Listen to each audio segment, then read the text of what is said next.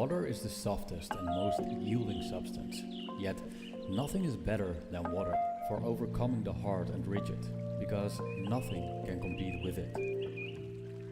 Lao Tzu.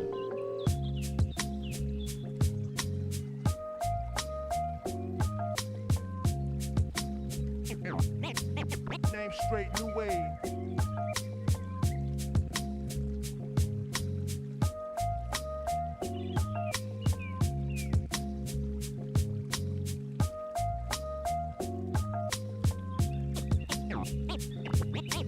Name straight, new wave.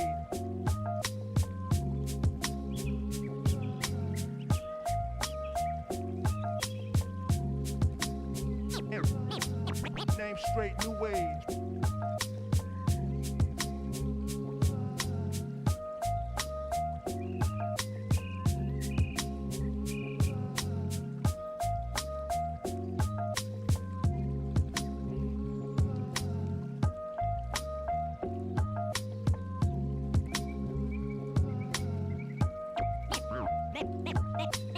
Name straight, new wave.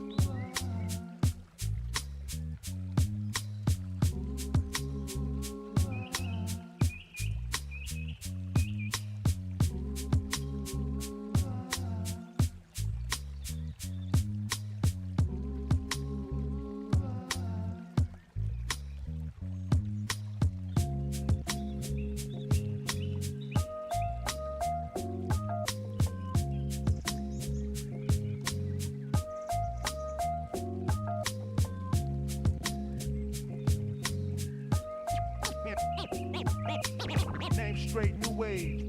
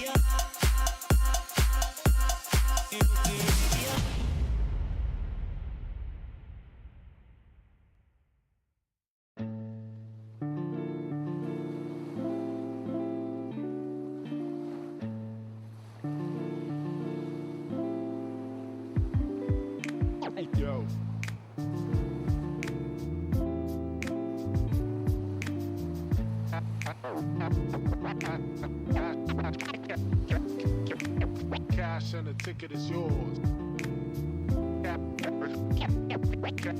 Cash and the ticket is yours.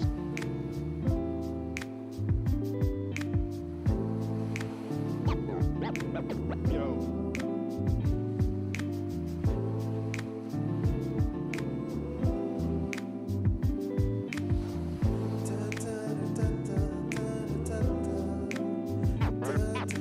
Cash and the ticket is yours.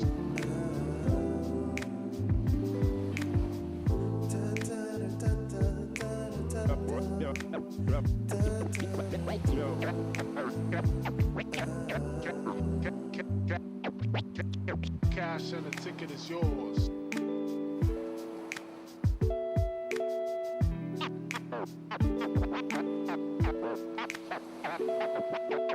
Cash and the ticket is yours. Yo.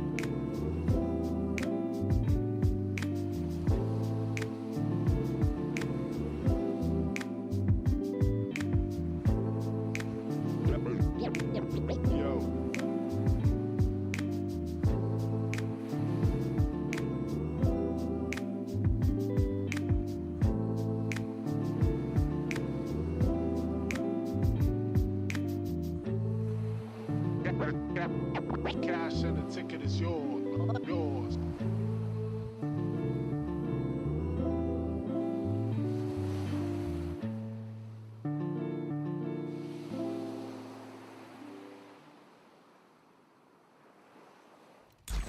Sitting in a 4v3. Everfrog Esports trying to find an angle they can, trying to find somebody out of position. We're gonna go through on this. Oh, what a roll. We're gonna deflect. White gonna go in. It's going to be a really, really interesting one.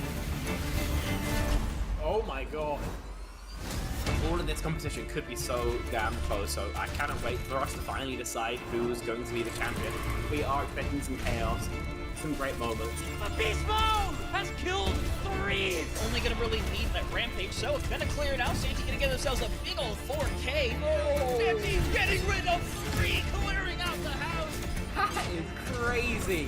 Nunji actually kills 3 people. This team feels entirely different on this faster composition. Now Saga4 is hanging around, getting onto the high ground. Post bomb's gonna stick under Leaky. You're not gonna be able to survive it at the end of the day. Blue manages to find a 3K. Rio shoving this Ana into a corner. Woo! One more for the road for Rio. That is all signs go. Melophobia with 3 Melophobia. Start the fight. They'll end the fight. Oh my god. Beagle Bus, they have to play aggressively into this energy. Popping off in a moment where you needed just that. Ruby in that backline. Oh, the flick. Looking for it. Oh my goodness. The 4th one as well. Do they get the ace? They get the ace.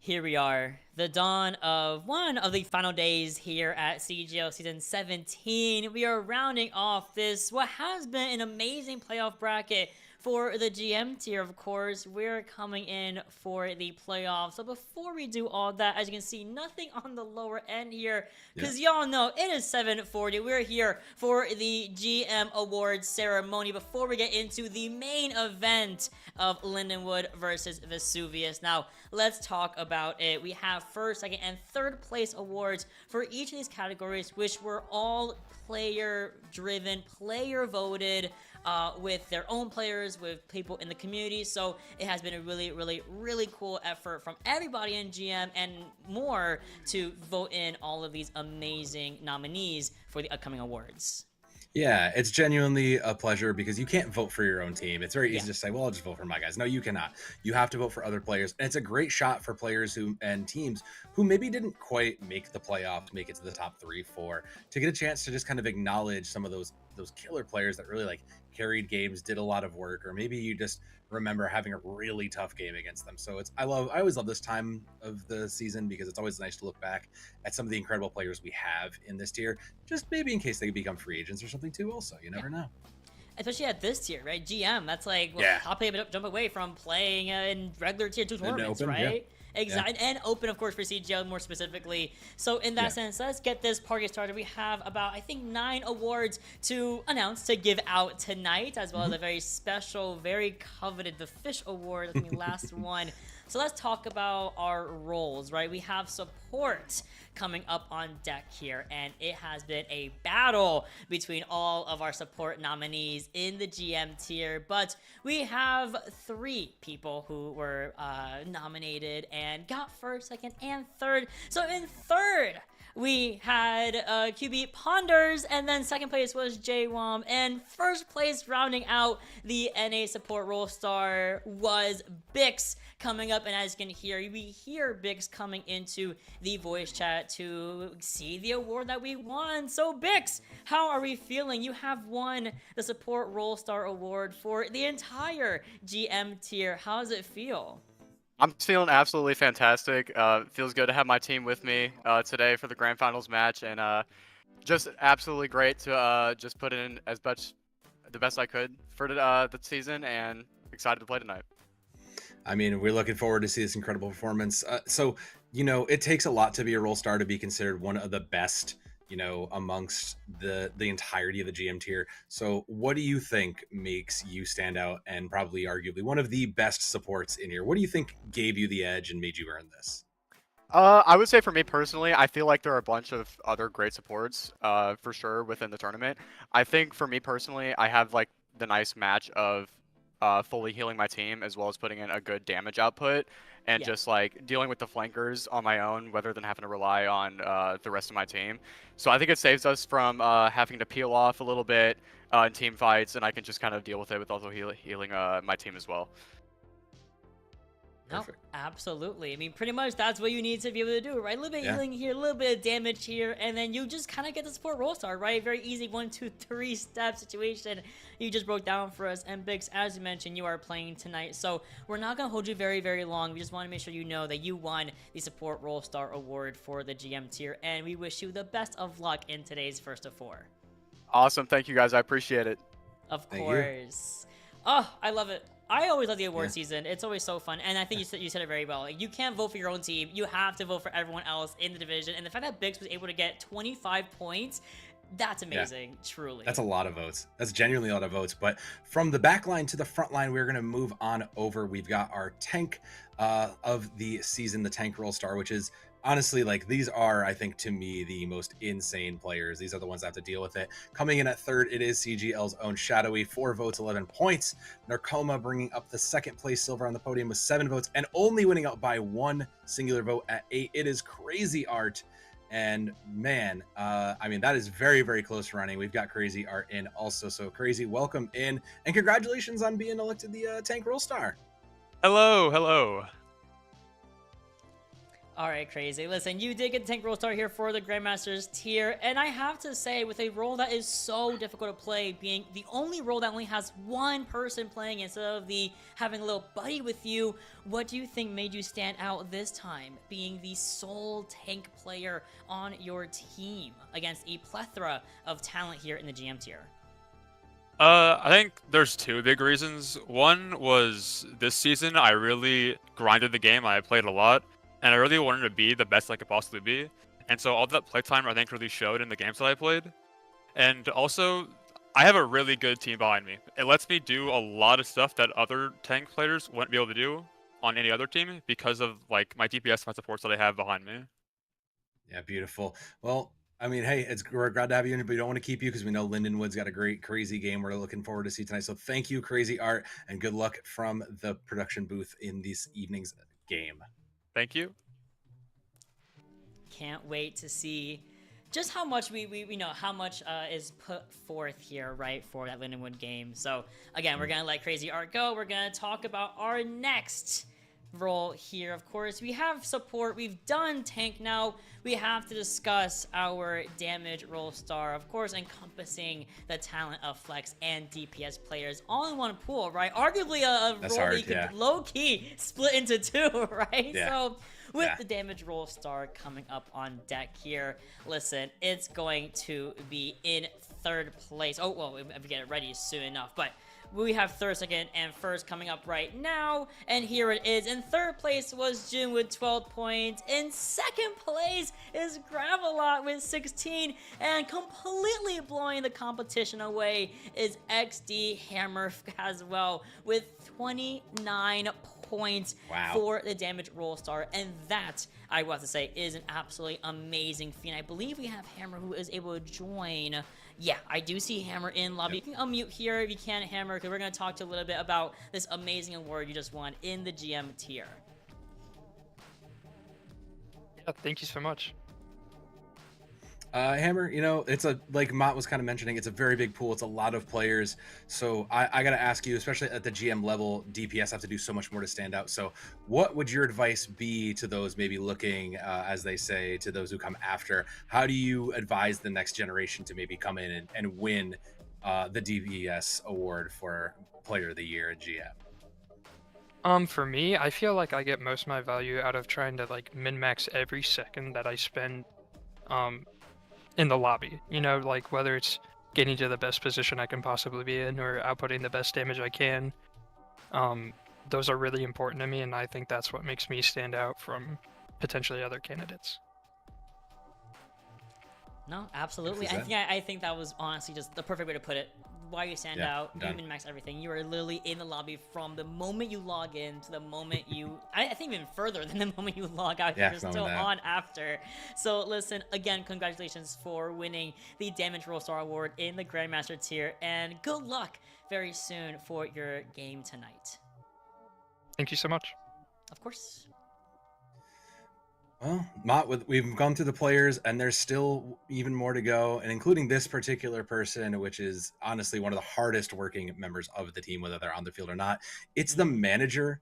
And man, I will say those managers, when you think about how much it takes to really get the squad together, get times, get everything it really is one of the hard one. And it is really one of the hardest roles to take on that kind of ends up falling on the captain or the extra spaces. But we've got our three in third place, actually tied for votes, but sneaking out, it is Zana. Sora coming in on the silver on the podium, and last night, unfortunately, will not be here to give us an interview, but shout out to them for being elected that manager of the year. It means, honestly, they probably were one of the more friendliest faces around here, the easiest to work with, the best to work with. And I think that says something, not even just about your team, but you and just everybody in your ecosystem. So shout out to last night for bringing home that manager award. Absolutely. Love our man. Big shout out to managers, truly. There would be no teams without no managers. So listen, absolutely big shout out to all of them in the Grandmaster tier. And then we have to talk about the managers, not quite right-hand man, but let's call him a left-hand man. The coach is just as much of the heart and soul of any team. I mean, they're the ones cooking up the strats. They're the ones analyzing metas, analyzing why you overextended and you kited into Widow, sightline.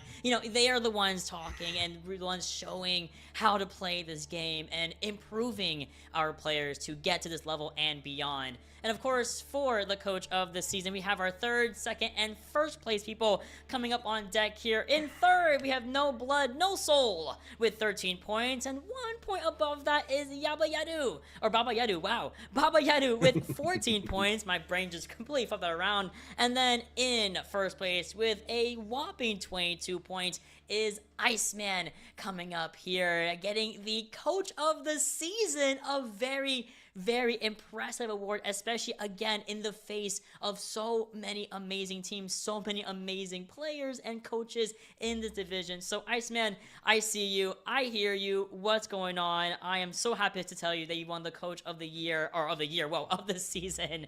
How's it feel? It feels phenomenal. It feels amazing.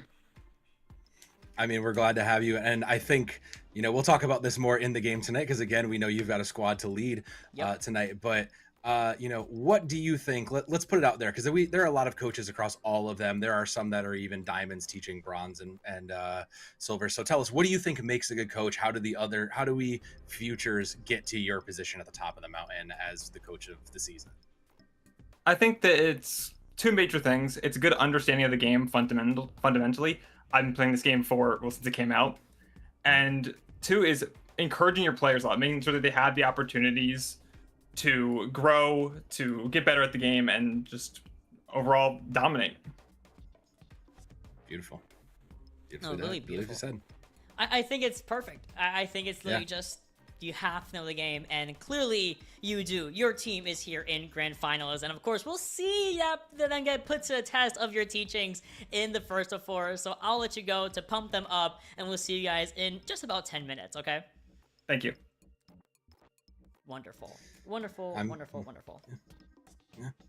I mean, coach is a tough position to be in, but at least you have the comfort of being kind of, seeing the whole picture, which takes a little bit of pressure off. But these next set of players have arguably some of the most pressure on, and that is the rookie of this season. And honestly, this is the first time I've played even in the CGL season in a while, and I'm no rookie, but this is such a tough position to be in. You have so many new faces, and making yourself stand out like that, especially in GM, is such a difficult thing to do. But we've got 3 players who did it the best. Coming in at 3rd place for the bronze is 9 with 9 points, comically. But coming in on the silver on the podium is June over with 19, and stealing it with just a singular point more. It is Antler coming in from Lindenwood. And Lindenwood, Antler, congratulations, welcome on in, and hey, you're rookie of the season in the GM tier. How are we feeling about it? Thank you. I feel amazing. It feels really good to be recognized for something like this. In terms of that, right? Being the rookie of the season, typically is your first CGL, tournament as well. How has it been, the journey from all the way in the regular season, week 1, all the way till now? Have you felt this improvement? Have you felt like you've learned so much in this amount of time? Oh yeah, definitely, for sure. And honestly, a lot of it goes to my teammates. I've gotten to know them as players and as friends, and they really just make this game so fun to play. And I think, when you're doing something that you like, you just naturally get good at it, so... Yeah, I mean, that's it. That's the power of friendship, baby. Like, I don't think it could be any other way. But, I mean, look, speaking of that, your team's waiting. We know most of them have already talked to us today, so we're gonna let you get out of here, Antler, and I can't wait to see your performance, and I'm sure we're gonna live up to this when we see you later tonight. Thank you. Thanks for having me. Thank you. Of course. And of course, we have to round out our player awards right now with the MVP. Y'all know who this is. Y'all have your own in your heads, but we have 3 that were voted on, right? And honestly, any of these 3, I can see it because, I'm here in the booth. I see the 3 nominees. I see the top 3. And my goodness, it could have gone to any of these 3 people. First and second are literally 1 point away from that standing, right? So our 3 MVP nominees coming up in 3rd place. We have Trick with only 15 points, a lot of points here. Again, that's points from everybody else. Then 2nd place, we have Hammer yet again with 22 points, and again, 1 point away. Jubs 2006 takes it, being the MVP of the Grandmaster tier, and what a wonderful title to hold here, right? So unfortunately, I don't think we're gonna have Jubs in this VC to talk to us, but Jubs, I hope you're in the Twitch chat. I hope you see us, I hope you hear us, knowing you got the MVP award. And my goodness, I can't wait to see even more of you in the rest of the playoffs. Now, you mentioned this. That concludes all the player awards. We've given all them their kudos, but there's still one award, arguably the most important award, I would dare say, of this entire one, because it is quite literally, did you not, look, interacting with the players is one thing, interacting with teams is another thing, interacting with the staff is another one, but getting the award, the Fish Award, from the highest peak of the mod team and the admin team here at CGL really does tell you, this is like the Dennis Award from the Overwatch League time, because it really tells you how incredible of a person you were, not just to the teams, not just to the players, but to the staff as well. And that award is going out to Hashira, who, congratulations to that. Congratulations to them. Unfortunately, they haven't been in touch with us, so we'll have to see. Hopefully they'll catch it back in the VOD. But genuinely, like, I might sound like I'm making this up. Genuinely, there are very few people that Fish will like or we'll give this award to. So This this is is a true. very well deserved. This is a very, very well deserved award that you should keep with an honor. Yes, knowing Fish, as long as you literally all you need to do every single season is schedule your matches and stop asking them questions. That's all Fish wants from any of these just don't- teams. And Hashira has done that and even more. Constant respect, constantly being on time to matches, scheduling the matches, rarely ever having any issues, and all that jazz. So this award, you and I have both agreed, is the most important award of the night, and we want to recognize that entire team's just real competitive integrity, and just being good people, and easy to work with, of course. So again, congrats to Hashira, and that officially concludes all of the awards in Season 17's awards ceremony. But everybody, do not worry, we still have a banger best of seven coming up against Lindenwood Academy and Vesuvius. Oh, and we already did the award sweep for Lindenwood, so I can't wait to see all of them put their titles, because so epic. They can't lose. They can't lose. Yeah, this is a really interesting one, because if you haven't been able to see it, but we've been watching behind, and if you've been watching this, multiple of that team, multiple of the award winners tonight were all Lindenwood Academy players, with the exception of the MVP, who was Vesuvius. And that's like one heck of a statement. Lindenwood was, I believe, number 2. They were in the number 2 seed, it looks like. But let's take a look at their journey, both these teams, because we might as well see it. But like they were coming at the number 2. They 3-0'd pretty much everybody here. They lost a slight one in the beginning, but like, man, for everybody to universally agree that this is a team of just very good, dominant players, and for is just incredible. But Vesuvius, I think, is the very interesting one. Number 1 seed here. They got their first round bye, lost like just a little bit early on, and had to fight their way back. Really does show you how much that fighting spirit is in them, how desperately they want that. So I have very interesting mixed feelings about this mod, because part of me is like, all right, like 4 out of 5, Lindenwood players got nominated for awards and won. Like, there's no way this team does it 4-0. But then I look at Vesuvius, who I know has been around CGO, who I know was a number 1 seed and fought back, and I think, we don't know anything about this bracket. Like, this just could go anyway. No, for sure. And these teams, both of these teams have actually fought previously, and they've been back and forth, right? That's the cooler part. Mid-season, round 2, small mid-season bracket to be fair, but still a mid-season bracket nevertheless. And Lindenwood got the 3-1 victory there. Then in week 6, only like 2 weeks after the conclusion of the mid-season bracket, Vesuvius got the 3-1 victory, right? And of course, in the playoff bracket, they have not seen each other since then, until right here, right now, in the best of 7, first to 4 territory here, meaning we have at least 2 amazing hours to watch these teams go at it for the last time, and to finally conclude the set count being 1-1 right now, technically. No, we have to finish that off. We gotta get a 2-1 and then at some point here. I mean, look, this could not have ended any other way, Mott. So we've got an incredible match coming ahead. Dare it be said, too much here on CGL, but this one is going to be, quote unquote, a banger. This is probably going to be a very, very good match, but it is all great matches do. We start off in the same exact location. Say it with me, everybody. Type it in chat. Come on, you know where we're going. Lijiang Tower. Literally not going to go anywhere else. There's no reason to play anything else. We are at the peak of the mountain. We are going to play the peak of the mountain teams. So it is, I wish I could say we were going to get an interesting pick. We're not. We're going to see the interesting picks come out in the bands here, because, again, this is that point where you better have done your homework, because you have to know what these teams want to be playing in at particular times, what their kind of specialties are, and what they better be doing, because it is grand finals on the line. It is. It's grand finals on the line. It is glory. It is having the Season 17 CGO champion role in the Discord. Listen, it's a lot going on here, so it's a lot on the line, of course, for a GM tier. Bragging rights up the wooza. So let's talk about Lijiang Tower. Let's talk about the bands as well. As mentioned, that's the most important part of Lijiang Tower, let alone, like, does everyone know how to play Lijiang? Duh. Like, if you don't know how to play Lijiang, you probably just started the game, and I'll excuse that, right? If you don't know how to play Lijiang Tower and you've been playing the game, were we scrimming? Okay, what's going on? So let's talk about the bands instead. A lot of the more popular bands here, so you and I have seen, are Pharah's usually. Pharah has been such an impeccable band, or Symmetra. One of those DPSs are typically the favored, right, for a lot of these teams, more as a precautionary ban. But on the other end of that, Tracer is just a flat-out good ban, regardless of what map you're on and what series you're on, who you're playing against. Tracer's always a safe bet here from Lindenwood Academy.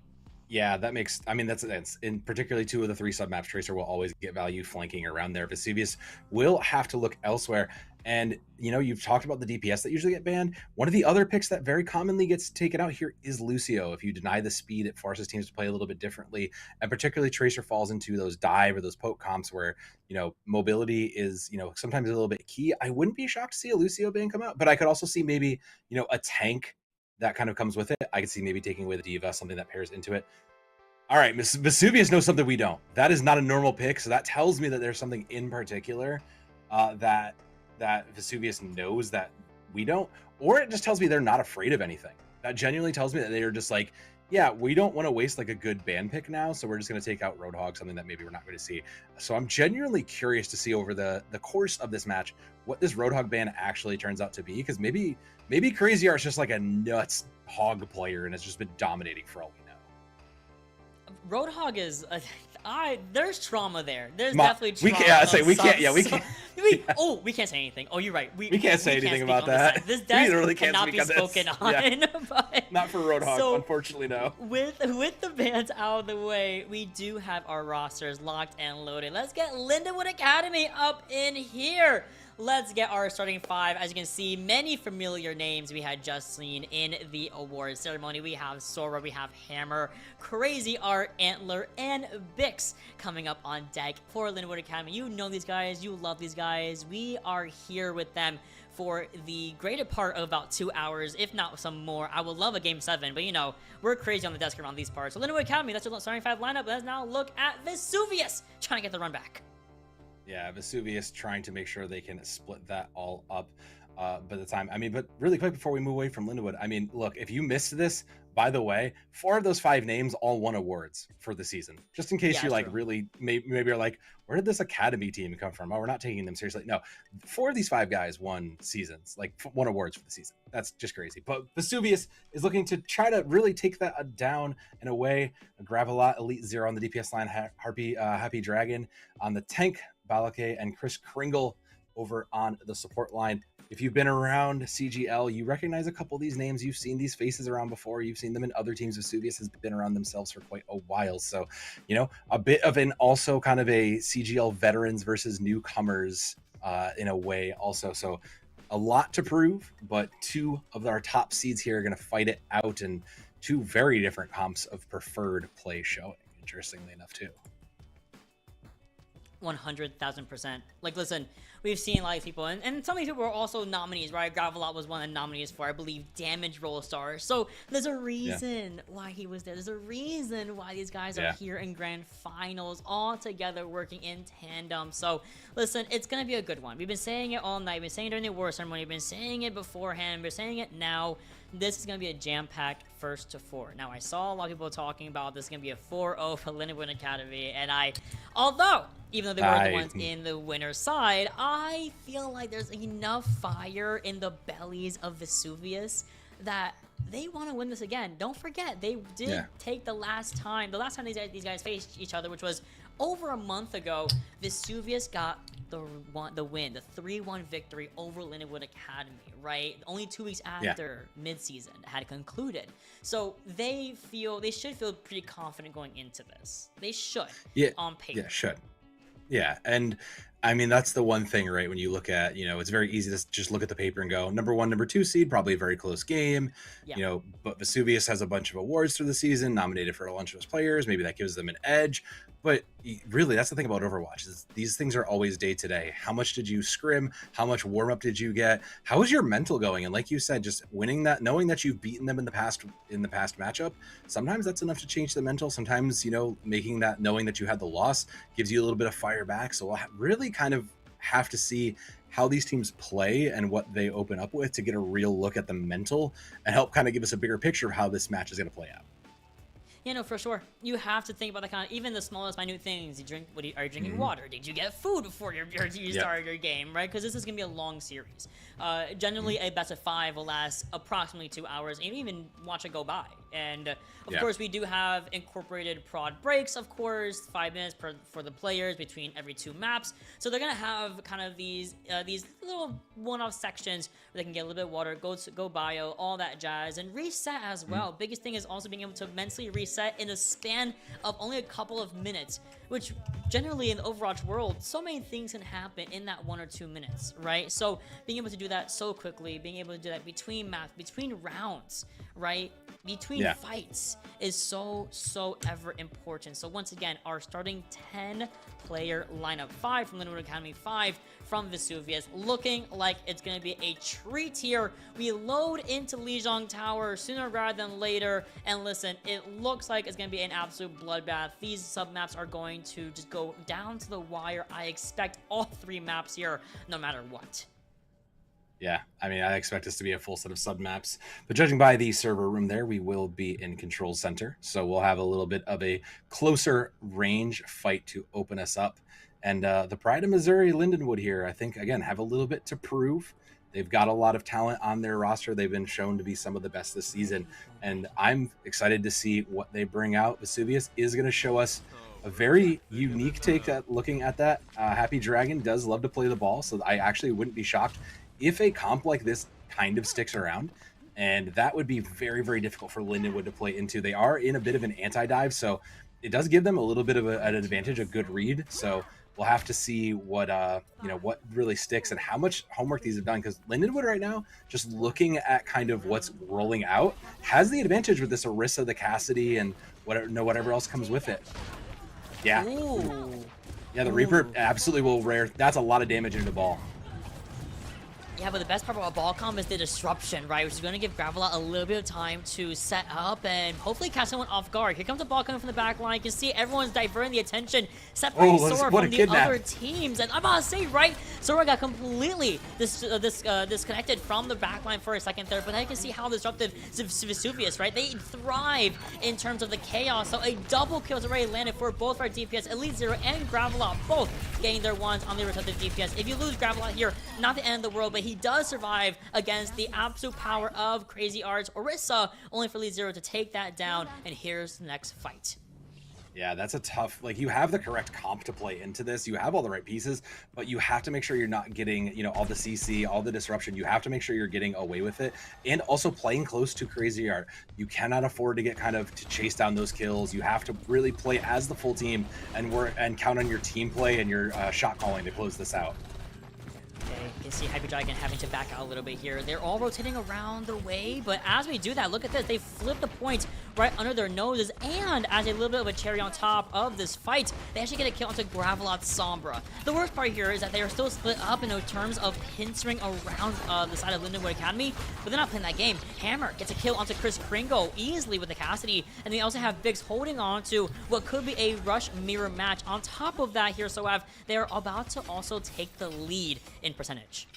Yeah, this is going to be like we expected. This is going to go back and forth. The real question is who's going to chain fight wins together, and Elite is just going ahead to sharpen up those blades. They know that their Death Blossom is close to ready, especially with a lot of other ults online. So looking at this, it's going to come down to later ults here, Mott. Okay, both rushes getting used at the exact same time. One up the bend, the other one down the main way. The Hinder almost negates the EMP that came out. It does find a kill onto Gravelot, but the EMP power is a little bit too much to bear. Sora does get a kill onto Elite Zero, but a 3K has hit for Vesuvius. Looking for Chris Kringle as well, who's able to slide and groove away to safety. And now Sora's like, yeah, I gotta hold that. But the hacked Mega Pack, not what he was looking for in that moment. Nah, you know your team is in sight though, so it's something you can do. Did flip back the 38 now for Vesuvius. 2 ults still up. It's going to be a difficult position. You are behind. You have your sound barrier a little bit later, but you have 4 ults to push through. So the later sound barrier is going to be the important one here. Here, yeah, there he goes. You see Elizio going in for that Death Blossom. It actually ends up trading off double kills here against Sora and against Bix. And we were not able to use our own Blossom as a response or anything of that matter. Elizio does go for a sneaky teleport towards the back line. Hammer, of course, I know exactly where you're going and finds that easily. Now, there's a battle of the sound barriers. I do like Chris a little bit more here because it found 5 and Antler's only found 2. However, the Dire Triggers is ready and it's getting some value for Sora in the meantime. Worst case here is the minefields, right? You're going to be able to stall out this percentage even more. Even if Vesuvius is low-key losing the fight right now, they are able to continue to stall up towards 90%. There is the escape from Hype Dragon. Elite Zero dies right there and respawns perfectly. Yeah, that's fine. You're basically into one-fight territory if you're Vesuvius here. You're pretty content with that. You got a few ults out as well. Sora's the only one holding on to anything on the board, so a great look. We have back cap coming in from Vesuvius here as Lindenwood goes a little bit aggressive, has to check back. There's the ball. Classic, just hamster ball things going on there. But Gravelet is coming into EMP, so we'll be looking at this EMP, I think, to just kind of decide when Vesuvius decides to take the fight. Taking a nice sweet time, actually having Crazy Art kind of bully the backline a tiny bit. Balake and Chris Kringle, very smart decision. Susie gets kind of forced out. Both rushes in the same exact areas this time. EMP comes through. The Swiss have perfect timing, negates these EMP on the Kiriko. The Deadeye barely finds Gravelot. Hype Dragon's right there to follow upon what should have been an earlier kill onto Hammer. And even though I loved that fight, I loved the Blossom, I loved the Deadeye here, so there's way more than 1v1. Sora against 3 people. Try and stabilize. Here comes Chris Kringle for the assist, and I'm not even sure they can get there in time. They go swap over to the Soldier, but Hammer's little legs not able to run there in time. You might have loved it, Mott, but unfortunately, loving it doesn't give you enough to kind of get there and work it sometimes. I mean, a very difficult play from Lindenwood Academy to kind of have to work through Vesuvius' just slow poke. I mean, you have so many good initiators on every role there, like between the Sombra, between the Reaper, between the Ball. Every single one of those can just chip away at you and just slowly wear your team down to where you have to commit things like Suzu. You have to push Sound Barrier early and really kind of take away some of that. We will be heading out to sub-map 2. A couple changes from Lindenwood Academy. They're going to bring in the Diva, which I do think is just a little bit better. Just better peel. I'm not as sold on it, but I mean, we all know how strong Diva is. No changes on the side of Vesuvius, so I do like the Sora on a Sombra of their own. I actually do think makes sense. If you can't beat it, mirror it. No, absolutely. You want to just mirror it completely and also have your own kind of dive tank here like a Diva.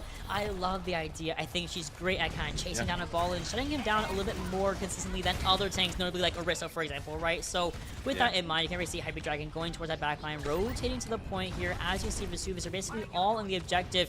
Rolls on through, finds a Mega Pack, and Balake with the first elimination on the board with a kunai right to the noggin of Hammer, allowing Vesuvius to not only get the first kill, but also get that point in their favor and bully Lindenwood Academy back towards their spawn area.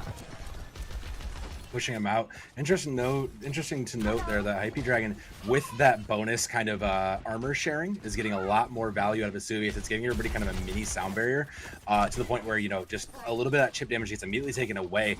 And Hammer's just going to go ahead and bring in the Mei here. We're going to play a little bit more CC, a little bit more isolation, and that's good enough to get Gravelot out, so that is good enough to get it going.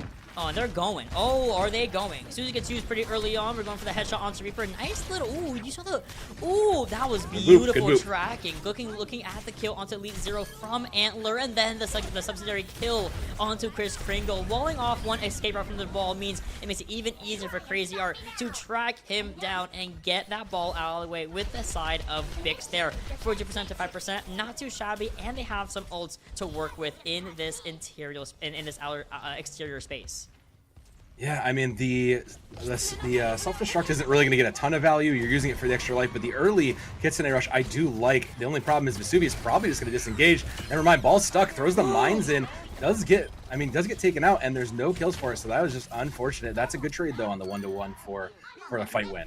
And again, Graveler as well. Oh, this is beautiful. They are easily able to kind of garner up towards 35%, even might even be able to cap this as well, or at least overtake the 42% as well, right? Bix only using the Continued Rush. We also have the other 3, notably, of course, as I mentioned, the Bomb for a remake, a quick remake, and Antler's Sound Barrier, which Chris Kringle is only 20% away from his own. That's what I love about ball comps. You go to the point, you force a complete repositioning by forcing the objective, and the rush is in the main way as well. Now you got to figure out a way to enter where Lindenwood Academy are now bunkering down. Don't like that, though, because that was one big ultimate for no value. You're going to have to look towards the rest of your team, your DPS line, to get value here. But this, oh, what a boop. I mean, that's an EMP on a 3, and that might be enough to turn it back, Mott. It should be able to double kill here in favor of Christian and Graveler. One big bomb. I think the hack actually does not connect onto the baby D.Va, so Sora low-key saved Crazy Art's life by expending the EMP and getting a double kill for it, all for the price of 1. Crazy Art, you gotta give a little dab of the Sora for that one. My goodness. They talked about how much they played as a team, how much they fed off each other, and it's showing here to keep themselves alive. They still even have Sound Barrier and this Blizzard. Blizzard just goes on point, and it's basically done. It's going to catch one of these kinds of flanky heroes, and it's going to immediately shut it down, and all it takes is one pick to win this fight. Oh, Hype's in a really bad spot here, so you can see how disrupted the ball was for a second there. Even more so, the Sound Barrier, perfect timing up against Elite Zero's Death Blossom. TP's into the middle of the fray. Hammer is right there to slow him down and get a double kill here. Hype Dragon, unfortunately, has to just get off the map real quick, go for a reset, decide, listen, this is not our map anyway. It doesn't work for our composition. We have to go to our last and final map, which is going to be Gardens.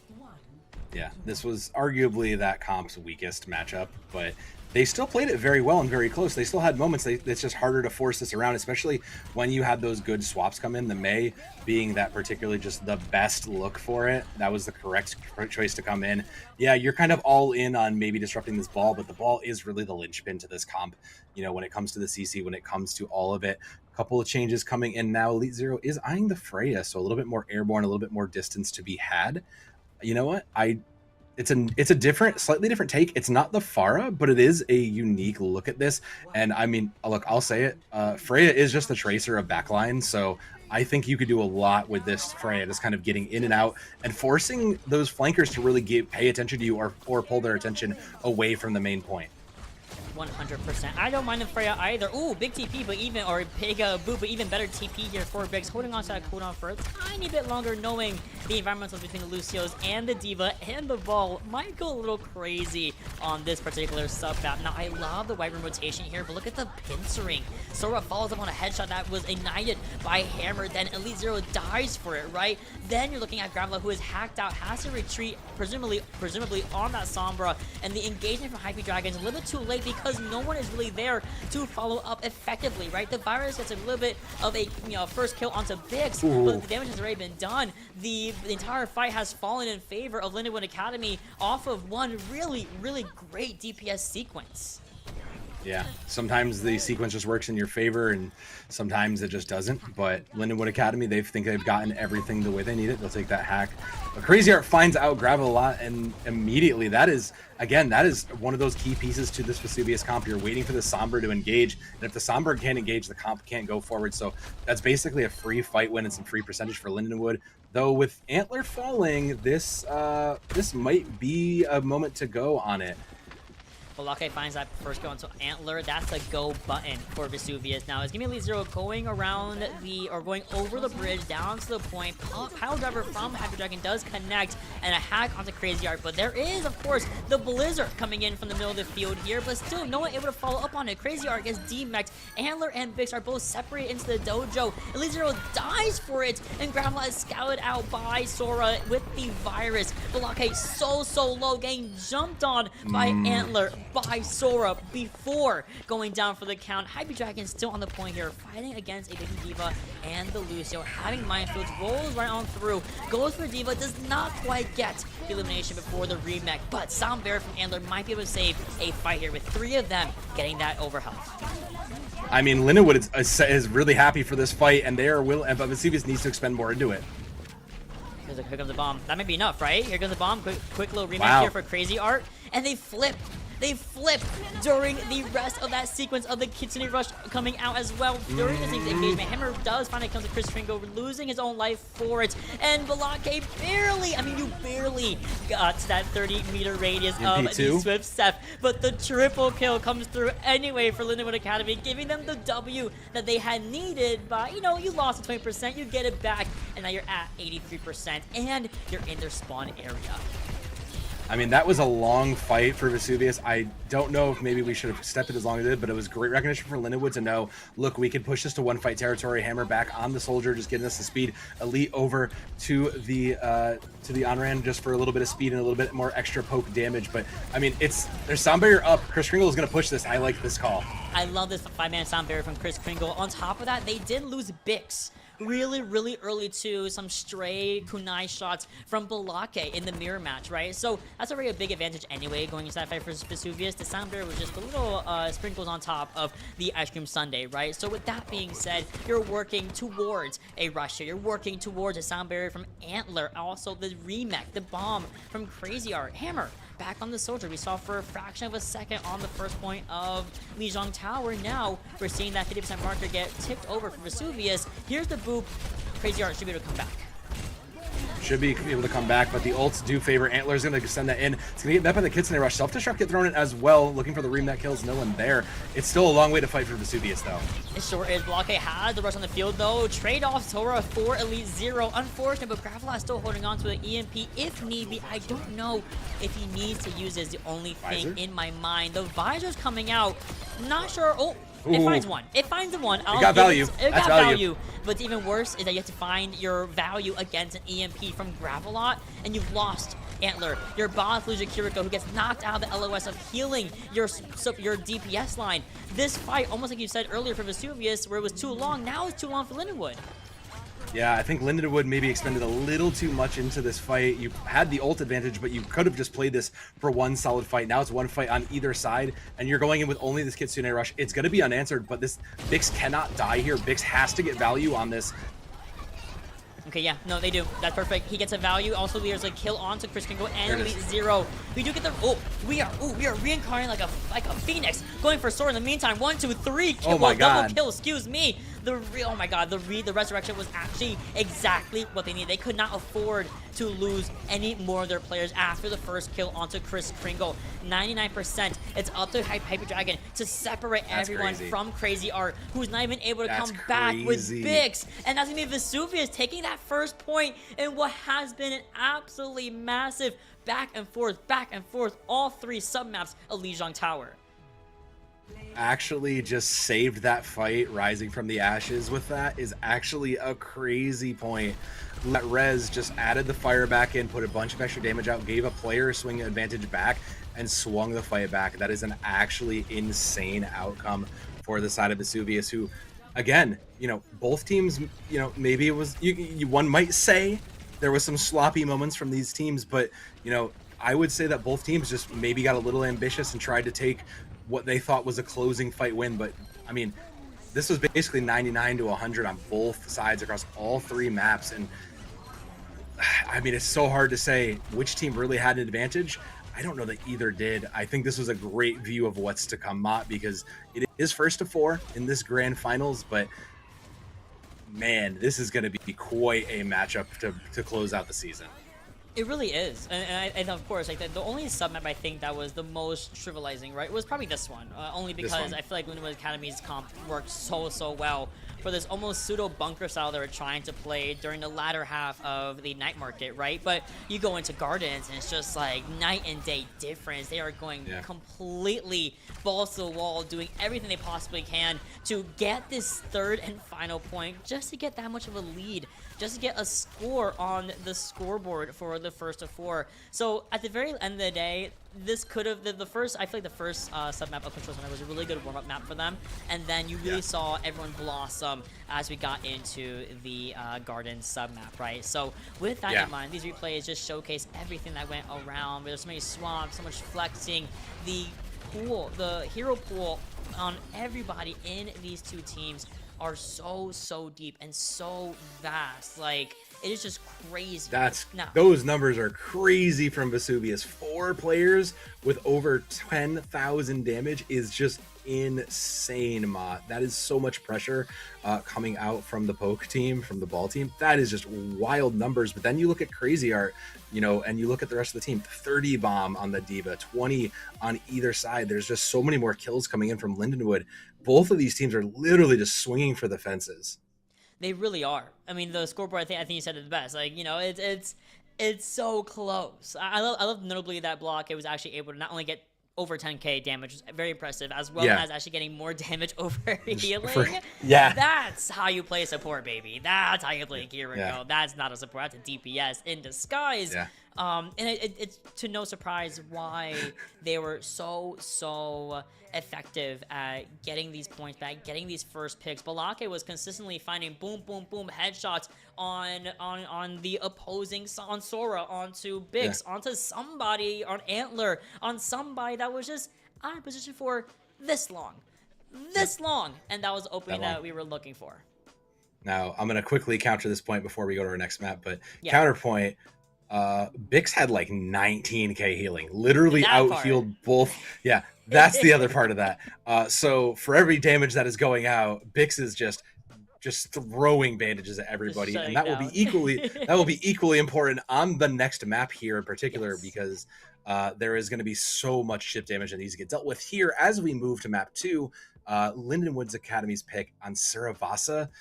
Man, I like the idea of this in a way, Mott, because, you know, it is very brawl centric. It's very scrimmed. Most people know this, but the other thing is that we know that heroes like Tracer, like Sombra, get so much value from lurking in the sides. You know who else gets a ton of value by just running through hallways, being a nuisance? Wrecking Ball. Yep. I was thinking the exact same thing, that both the comps we had seen on Lijiang Tower work perfectly, if not better, on Saravasa. I would almost say better. Just on Saravasa, really effective. If we stick with the Diva versus the ball composition, both of them have very clear win conditions that are easy to achieve for the most part from how Saravasa is kind of played and how Saravasa is built as a map, right? So with that loss on Lindenwood's part on Lijiang Tower, they do have, not only they pick Saravasa, they also get the first ban here, right? Very important. Notably, they did ban Tracer first and foremost on Lijiang Tower. Now we're opening up the field here, maybe for some more targeted bans, which is typically pretty standard as series go on and on and on. You go for some of the more troubling characters, like you and I have mentioned. Wrecking Ball might be a solid one to go for. Maybe inhibiting the Balake Kiriko as well might be worth it, or just covering your fences and just being like, yeah, we don't want to pick against the Elite Zero Reaper anymore. We're good. We've had enough.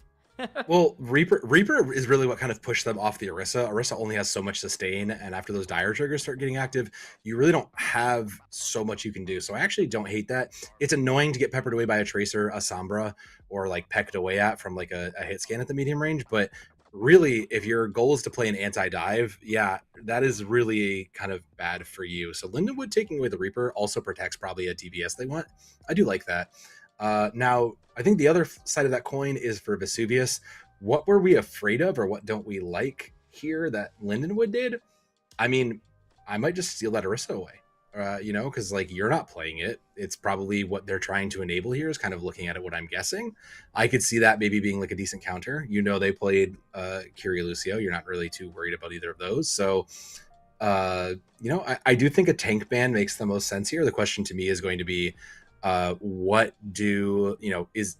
they more annoyed by the Diva, or were they more annoyed by the Orisa, or are they just like, we're not afraid of anything, we're gonna ban out like Mauga here?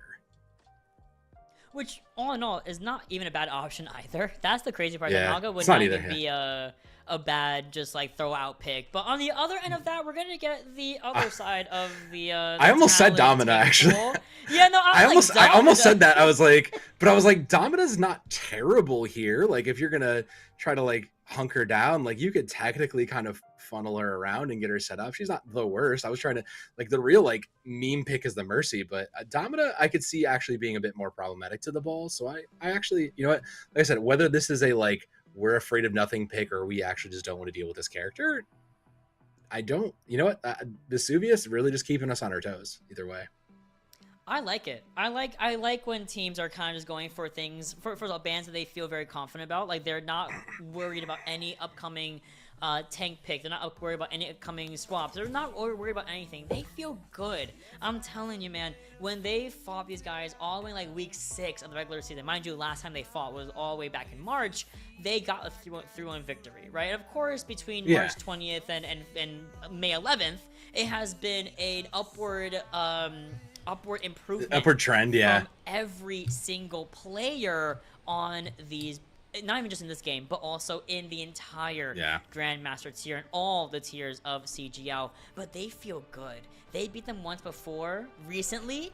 They feel like they can do it again, and they're going to do it with relatively the same composition that we had seen previously on Lijiang Tower, where Lindenwood Academy are thinking a little more outside the box.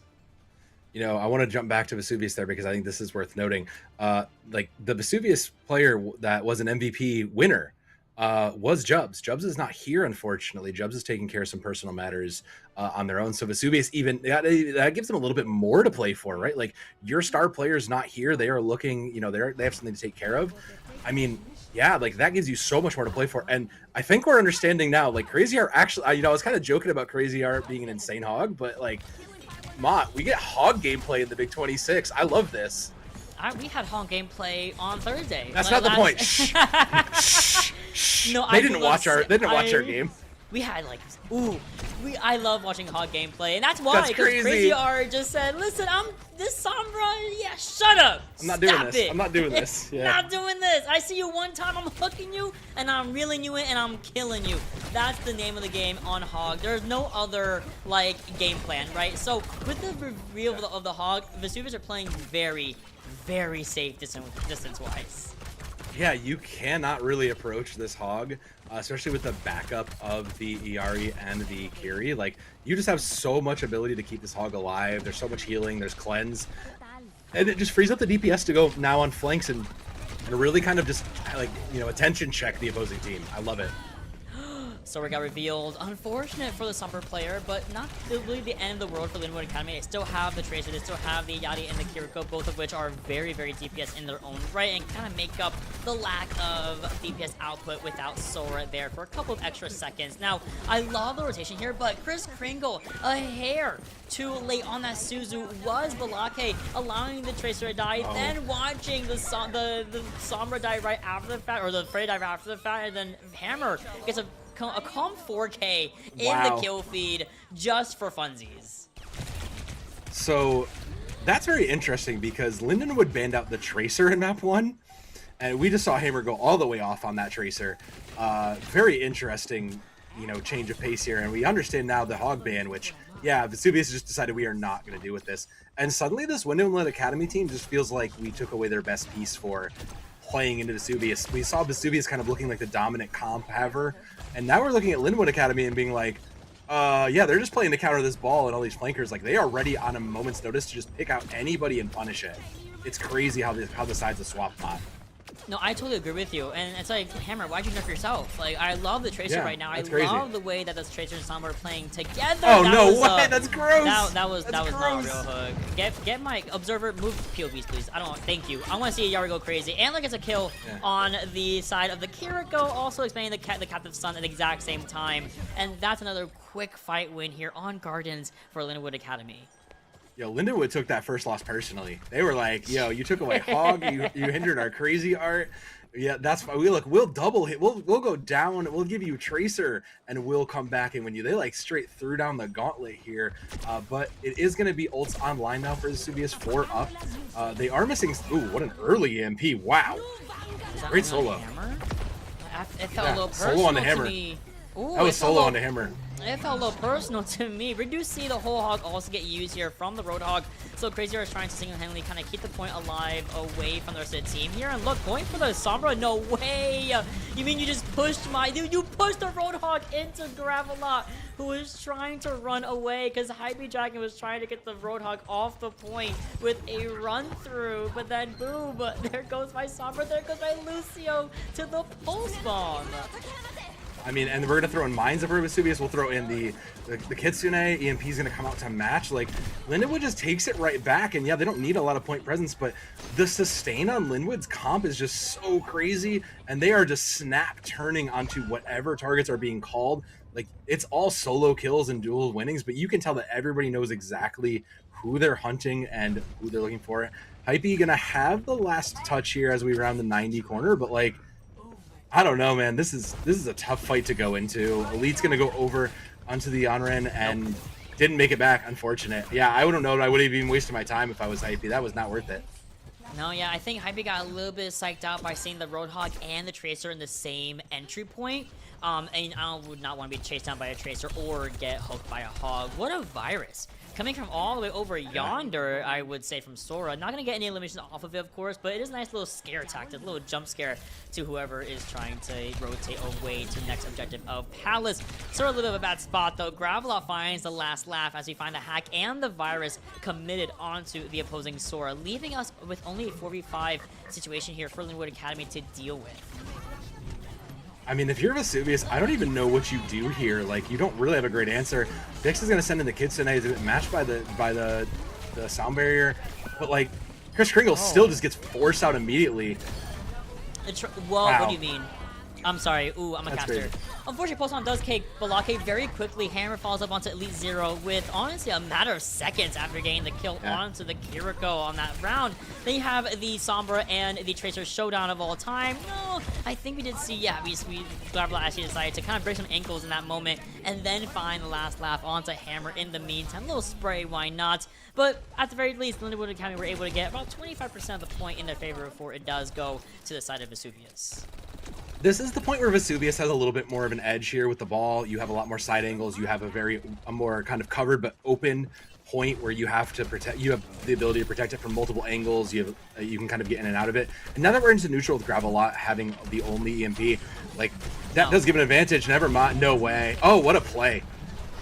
Kind of like a spot dodge kind of moment I just saw right there with Elite Zero. Yeah. Now we do lose both Kirikos. That's imperative. And then you lose Antler. So you're not able to use the Captive Sun at all, and the rest of the team can't really self-sustain all that well. You do lose Hypey Dragon to the whole hog, and then you move over to Elite Zero, who's able to kind of sidestep you away right with the shift. But then you get put into the arms and the loving hand of Sora, and another one shot on that hog onto Chris Kringle. Unfortunate, we do see Elite Zero actually proc the self-res. No. guys. This is happening in my jam game.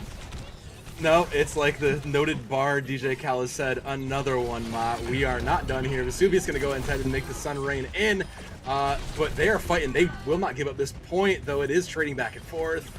It is. Overtime is starting to get active. Garden's starting to go down. So close to the flip is Lindenwood Academy. They do find it. Double kill should land for Hammer. Very low ball. There it is. Antler actually finds the kill onto Elite Zero as Hammer follows up onto Hypey Dragon. And I have to say, yeah, Crazy Art just, you stole that. That was such a... That was a steal. That was great. Crazy. That was aura. Yeah, that was swag, man. That was crazy. I mean, a moment of calm. We do have Balake with the Kitsune Rush. Vix doesn't have theirs, so if this can move fast, they have an advantage. The question is, does Hammer hit a pulse bomb before any of that happens? If Sombra gets caught out, that's not good.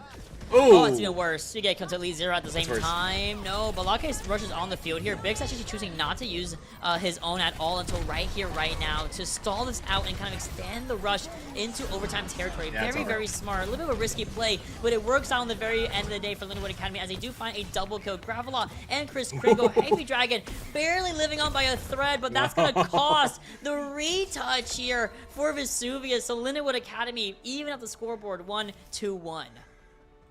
Wow, very dominant. 3-0 quick over on Cervasos. That's just wild. I mean, I genuinely have a question because what was the plan? What was the thought of taking away Tracer on map 1 here? Because Hammer just absolutely put on a clinic on this Tracer. Like, wow. Man, they really just kind of felt like they were showing this. You know, this initial comp, I thought it was kind of, we were going to kind of meme this out. But when you look at it, like you said, every single one of these players on Lindenwood is just a DPS in their own right. And then just Crazy Art just pressuring the space and saying, look, you are not allowed to walk in here. If you do, you are dead. And Vesuvius just have a Vesuvius' comp just wanting to be, we have a bunch of characters who want to, contest space, constantly getting punished.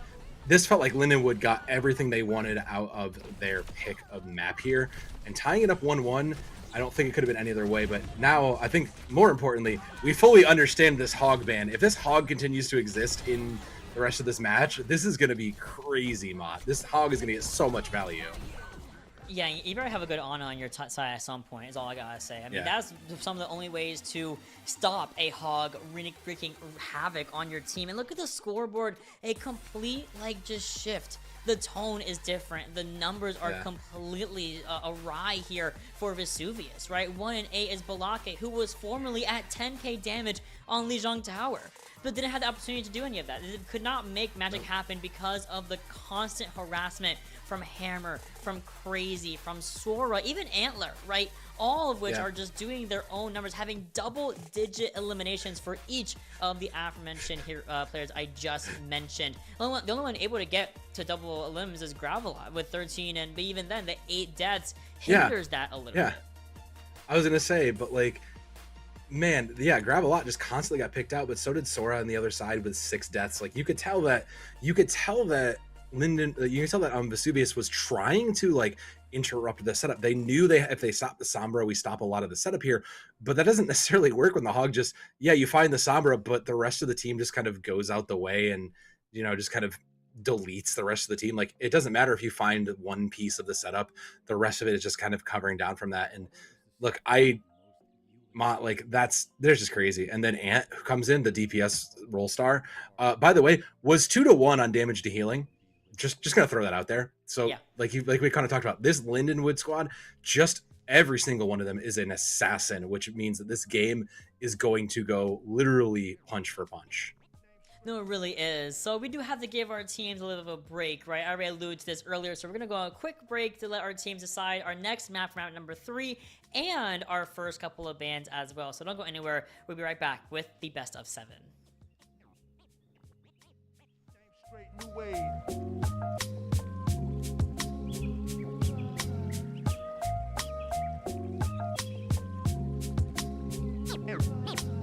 Name straight, new wave.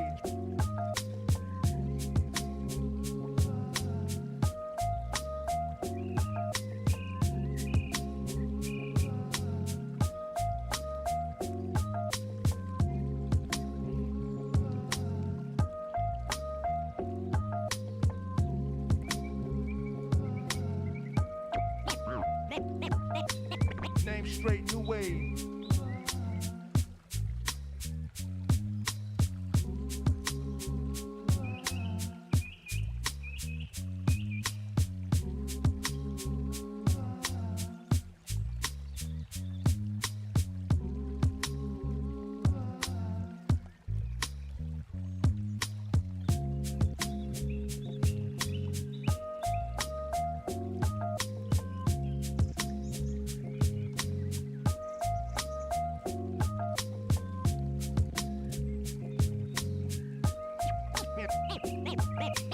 Name straight, new wave.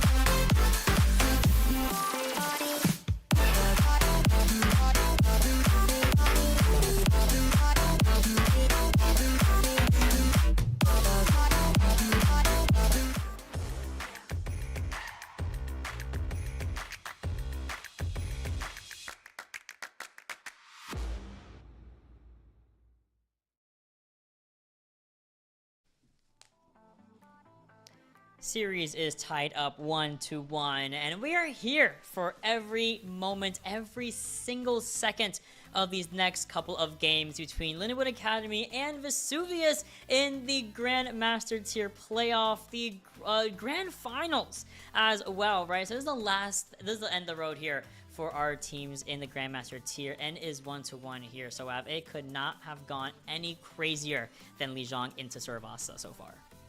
Yeah, Lijiang was fairly close, but you know, when you look at the bans on paper, you might have thought, what the heck are we doing here? And then you get to Saravasa, where you see when Vesuvius banned out Hog on Lijiang Tower, and Lindenwood decided if we're going to play our Hog on Saravasa. Well, you'll see the scores in just a second when we look at the map, how that played out.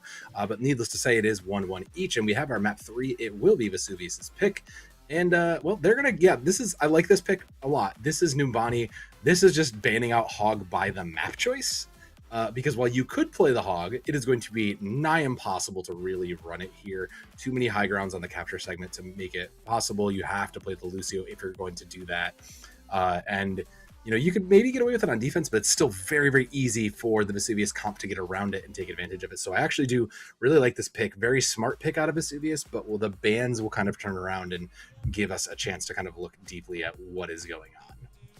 I love the whole swap, like the whole vibe swap has gone from Brawl, I mean, even though they're playing like Ball and everything, it went from like these maps that are very Brawl centric, like Lijiang into Saravasa, then you changed it up, we're going full dive immediately. Pretty much, yeah, on Numbani, which is like, yes, of course you're gonna want to play Ball, right, of course, and on that same note, since they're banning first, and you want to keep Hype Dragon on Ball, you might want to maybe substitute this ban for a Diva ban, right? Which is the only other only other dive tank we had seen being played by Lindenwood. Or on that note, you might want to kind of return the favor and ban Tracer yourself and take the risk.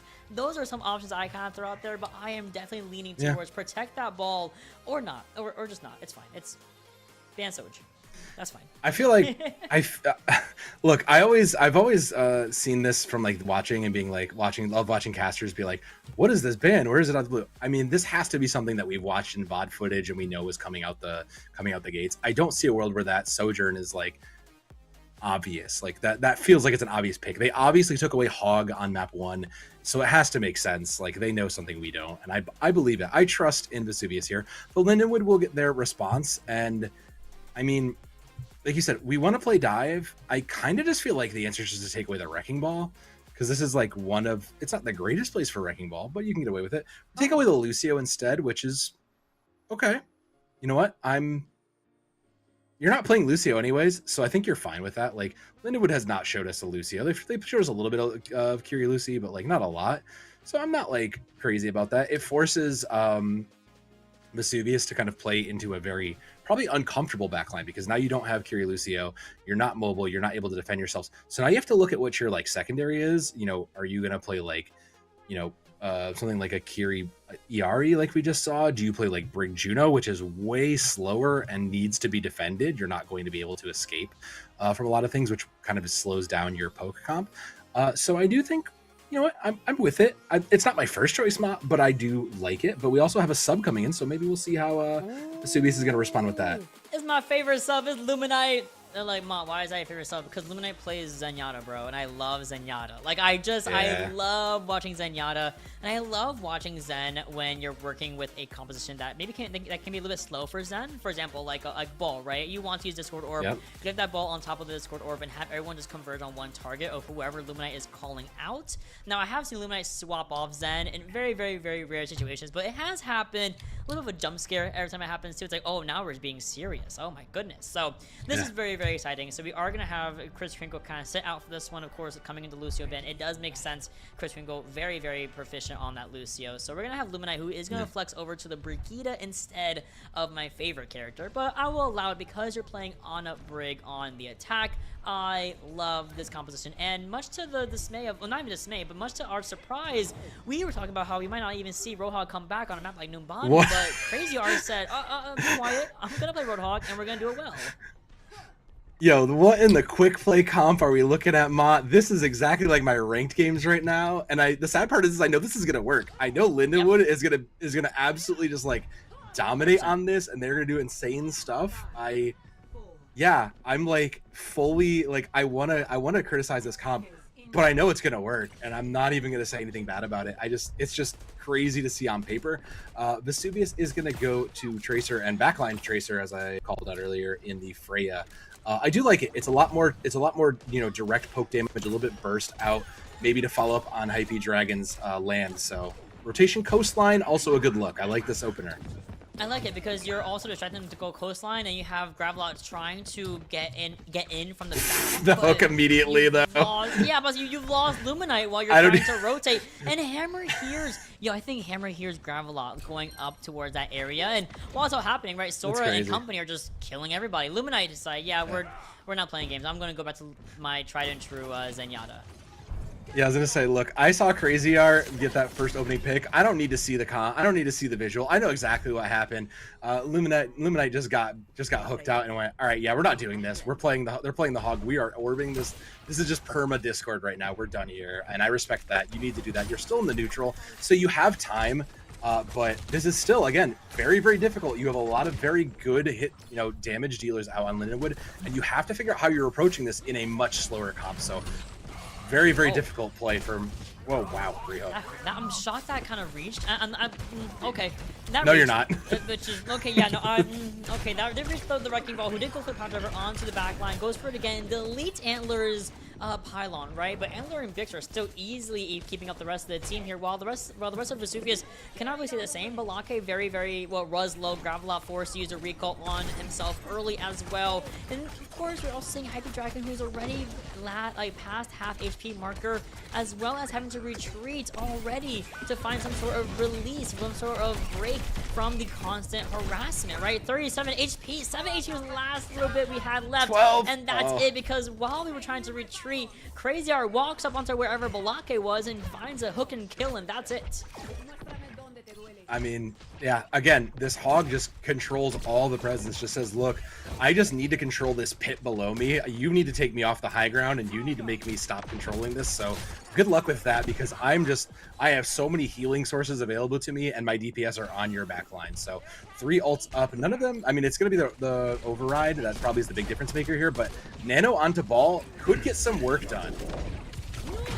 Protocol just to protect the Roadhog while we were anti-beautiful, because even better is the response on the bolo shot directly at the Emery. A little bit of cannon lore right there, lore fight if you will. Then we have the Transcendence also on the field here versus not only the duplicate but also the continued rush. We see Gravelot completely iced out by Sora, and then you have the Minefield as well. Then you go over to the Zenyatta, and there goes Luminite, who doesn't have a chance to fight back up against Sora. We're just giving a ult charge back over to Pix and Antler. Beautifully done. Balake is. Yeah. I didn't even notice we used Nano. We used Nano somewhere. Yeah, so Nano got used somewhere in there. I didn't see where it went because Focus Fire was so good by Lindenwood Academy. They just deleted whatever was left, and that was pretty much all the ults. Antler did come into a Captive Sun, so there's at least something into that. The rest of the Vesuvius though is fighting in the neutral. So Lindenwood, I mean, okay, I say now they have to commit this ult if they want to stay competitive. I love that the Luminite actually finds the revenge kill, but Hammer finds a counter Balake. Then you hear the pulse bomb, not pulse bomb, excuse me. You also hear the recall getting used from Gravelot as well. And there's a Captive Sun from Antler. Finds a counter at least 0 in the meantime. Oh, it's a 3K here, and they all did that without Sora, mind you. Sora just now coming back from that first pick. You know, there's 10 seconds. There will be a touch, I think, Mott, but I don't think this is going to get a tick. I don't think we're going to do much because in reality, this is one of those comps where you look at it and go, how do you prepare for this? And we're back to the neutral, so the answer is the best you can. You have to focus targets here. Never mind, we're done. We just walked right into Crazy R. I saw Lisa walk up the staircase of the underground station and just went boom right into Crazy R. It's just primary fire. The touch is coming in from the ball, but it's very much short-lived because no one else is going for the follow-up touches. Gravelot is on the Roadhog, but Antler, I think, finds a kill from behind him and just destroys the Tracer, and that also could have been a touch, but that was a hair too late to force a touch from AP. So full hold here, wholeheartedly, and absolutely no deaths for 3 of the members from Lindenwood Academy. That is impressive. You know, we actually believed at one point, Mott, that this map was going to favor Vesuvius and discourage Lindenwood Academy from doing their shenanigans. And you know what? Maybe shame on us, Mott. We are also guilty of doing this kind of nonsense in our own teams. And Oh god. you know what? Yeah. So you know what? Maybe we really should have saw this coming, but I don't know that you could have told, like, if you would describe this to me, I'd have been like, no way, this team full holds here. But Lindenwood Academy, they were the #1 seed. They are trying to show you exactly why they are just that #1 seed. Why 4 of these 5 players won awards for the season here. And they want their run back all the way to the grand finals. All right, now I don't believe it. I don't believe this Sigma actually. All right, this is the world we're in, Ma. I don't believe in this Sigma right now. I don't believe in it. I think we come, like, this is just bait and we're going to come out on the hog again and just dominate, because I just don't think that happens. Gravelet and Hype Dragon and Balake go killless in that approach. That is mental wrecking. You are so a combination of fired up and tilting if you're Vesuvius. So you have to win this. You have to hold out for the time bank, and you have to shut this down, because you need this. Otherwise, you're just mental as shot going into the entire back half of this. No, yeah, you're totally right. And thankfully, this is not like match point. This is not 4 match point. Thankfully, you still have guaranteed at least 5 games to play. After the conclusion of Numbani, right? You have 2 more maps after this. But you're right. You have to keep your mental in check. You have to keep your game plan going. You can't start feeding like the way Gravelet and Luminite were both taken down, almost picked apart easily. Are the defenses of Vesuvius? The point is being contested. There is a little bit of a pushback, and that small pushback from the Yachty was just enough to make sure that there was no touch coming in from Hype Dragon. Lindenwood Academy now on 2-1, but yet again, not a first to 3. We are first to 4, so they have 1 more map to get to match point. Yo, Mott, if this is the Academy squad, I'm terrified to see what actual Lindenwood Academy looks like, because that has to be an insane team. I mean, to come into the GM here, the GM division here, first seed, run it all the way down into the grand finals from the winner side, and then just like cruise through your 3 maps without a problem is just one insane statement going into this. Vesuvius probably just genuinely not like, you have to be like throwing everything into the question mark here of like, all right, we took away the biggest problem immediately. We took away the hog. What do we do here? Because I do believe the Sojourn ban was like the correct choice. Hammer probably just went, well, it's the like mid-range hit scan problem.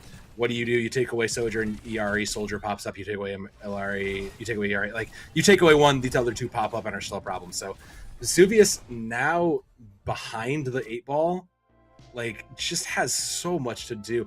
They didn't get a single kill there on that defense, by the way. Just gonna throw that out there. That is crazy.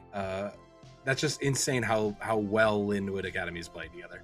That Vesuvius couldn't even get a pick. We can move from the screen. Bring it to our we don't need to. Let's we don't need to do this. Just let's not. Allies. Yeah. We don't need to do this to them. Yeah, it's just unfortunate because this was their. I always find it unfortunate because this is their map selection, and they didn't come out on a bad comp on a Brig, Wrecking Ball, Tracer, and Sombra. That's like a clear-cut dive that should work on point A, point B, point C of Numbani. That 100%. You're right when you called it out that this is like my comp game. Like, the other team's playing an actual composition, and I'm playing Roadhog. Like, what's going on, right? And it sucks. But again, the saving grace is that this is not match point. You have guaranteed 2 more maps, and they're still in your favor as we go into map number 4. Vesuvius gets to decide yet again, where else can they possibly go? We've exhausted Control and Flashpoint, and now Hybrid. We only have Escort and Push left until we go for map 6 reset, of course, of whatever mode you want to go to. Where do you go after this? Do you want to try your hand at Payload again? Do you want to go Rialto? Do you want to go anything like that? Or do you want to go, or would you rather go Push, is what I would kind of lean towards anyway. I mean, so like my immediate thought was like I don't think Dorado's in the pool. I'm not looking at it, but off the top of my head, like my immediate shot is like, okay, like we try this again and we go to Dorado, something surely where they can't play Hog, but they're gonna just run Hog again. They're just gonna do it again. I don't know. Like, I sit here and I struggle to see. But I do think that you maybe looked a little bit ahead into the future, because we have the map, and I don't know, man. I have concerns going into this pick. It's Rialto, and You know what? You know what I see here, Ma? I see a great river that Hog would love to make some people take swims into. I don't know about this one. And if for no other reason, you literally saw like 3 seconds of Sigma come out from them, so they obviously can play Sigma here if they want to. I No. don't know about this. I We're gonna run it down. I don't think we did anything. I think my man just walked up to the point. I don't think I don't think he did anything. But like on you Sigma. showed, you showed that we saw that Lindenwood can at least walk out in a Sigma. They have enough confidence to do that. And if the confidence on Sigma to roll out on the Sigma is like even a quarter of that Hog aura, like we're just, I don't know, man. Like we need to get rid of something else, and it's probably the Sigma here. Vesuvius will get first ban. I don't know, man. Like, yeah, like maybe the Sigma is their problem. Like maybe that is like the correct pick here. I don't know that there's a correct pick here because the other things that really strike me as being super annoying, like you don't want to take Kiriko, that's going to hurt you. You could take away Iari, but they're going to go back to Lucio, and maybe that's better. I don't hate that. That's what I was kind of leaning towards. But like, the Iari. I buy that. Okay, that's like the most thing to do that doesn't like make your ban a waste, because if you just ban out Sigma, they'll just go Hog and do that nonsense. So I don't know. Yeah. Look, if this isn't like a Lindenwood like throw pick, I would be shocked, because like they're not afraid of anything right now. What are you gonna take? Like they obviously just like maybe take away Wrecking Ball, but you don't need to play. They're not gonna play Wrecking Ball here. It's not a good ball. Like you can, but it's not a good ball map. But like every Wrecking Ball does not care if it's a good ball map or not. Yeah. You know, they will play Wrecking Ball and they'll make it work. I've seen Wrecking Ball Yeah. work on King's Row on places, right? So I'm right there with you. You mentioned Sombra. I'm like, yeah, I think Sombra. Yeah, actually Sombra could maybe. be a solid one, but it's gonna be Freya's okay. Freya. Okay. It's gonna be No. Freya instead here. So Freya Okay. being the DPS, that's fine. I mean, that to be fair, the Freya on Numbani actually did get a couple of good shutdowns from Elite Zero. I believe it was Elite Zero who played her. It got a good shutdown on Hammer's Emray earlier, right, with the Bola shot. So listen, you made a statement on Numbani, and on I believe Flashpoint we saw some Freya as well, right? Yes, we saw some. Yeah, this works. Yeah, I don't hate that. No subs coming in, so Luminite will stay in. Maybe we'll finally get that Zenyatta you're looking for here, because you do have enough sightlines where you can get advantage of the Zenyatta and the Discord orbs. But the other thing is, I think you didn't really, it's kind of hard to push these in here, with the Echo flying around those corners and the Emray, Sojourn, whatever mid-range hit scan that exists, really kind of contesting them. I do think it's going to be interesting. If we just like see Hog walk out again here, I'm just gonna I don't know, I'm gonna get up and walk away, because what else? No, you have to stay. You have to stay with me. You have to stay with me. It is your CGL contract. You must stay with Mott the entire time. Unfortunately, I know, but Mott, you signed it upon joining. We can't answer. We have not answered this Hog in 2 maps though. I don't know, man. Like we moved Antler over to Ana. Like I like the Baptiste. I don't hate this back. I like the I do like the Baptiste. Okay, I like Baptiste Zen. I like this. I do like this. I think there's something to it. I like Bab Zen. I like Elite Zero on Ash, because you're gonna stay a little bit further from the ideally further enough. Yeah, I do like this. Hog to just kind of pelt damage him, dynamite into him. I wish Hypey would go maybe over to Diva if that's in his character pool, only because Defense I don't Matrix. think it is. I don't think it is either. But in the matchup, Diva's really nice at just like DMing whoever gets hooked, because then you can't one shot as effectively. Yeah. So that could be an option. But also Hypey, if he kind of sticks over to that back line, maybe, and kind of baiting out cooldowns like Suzu and that's Gore Gravel on my screen. Even Gravelot's like, exactly. huh? What? That's just Gore on my Gravelot, man. Yep. It's the ball. This Hog is just gonna this is exactly my fear going into this though, is that the Hog is just going to control from the inside of these spaces and just deny you the corner. Okay, we finally see a missed hook from Art. Which crazy.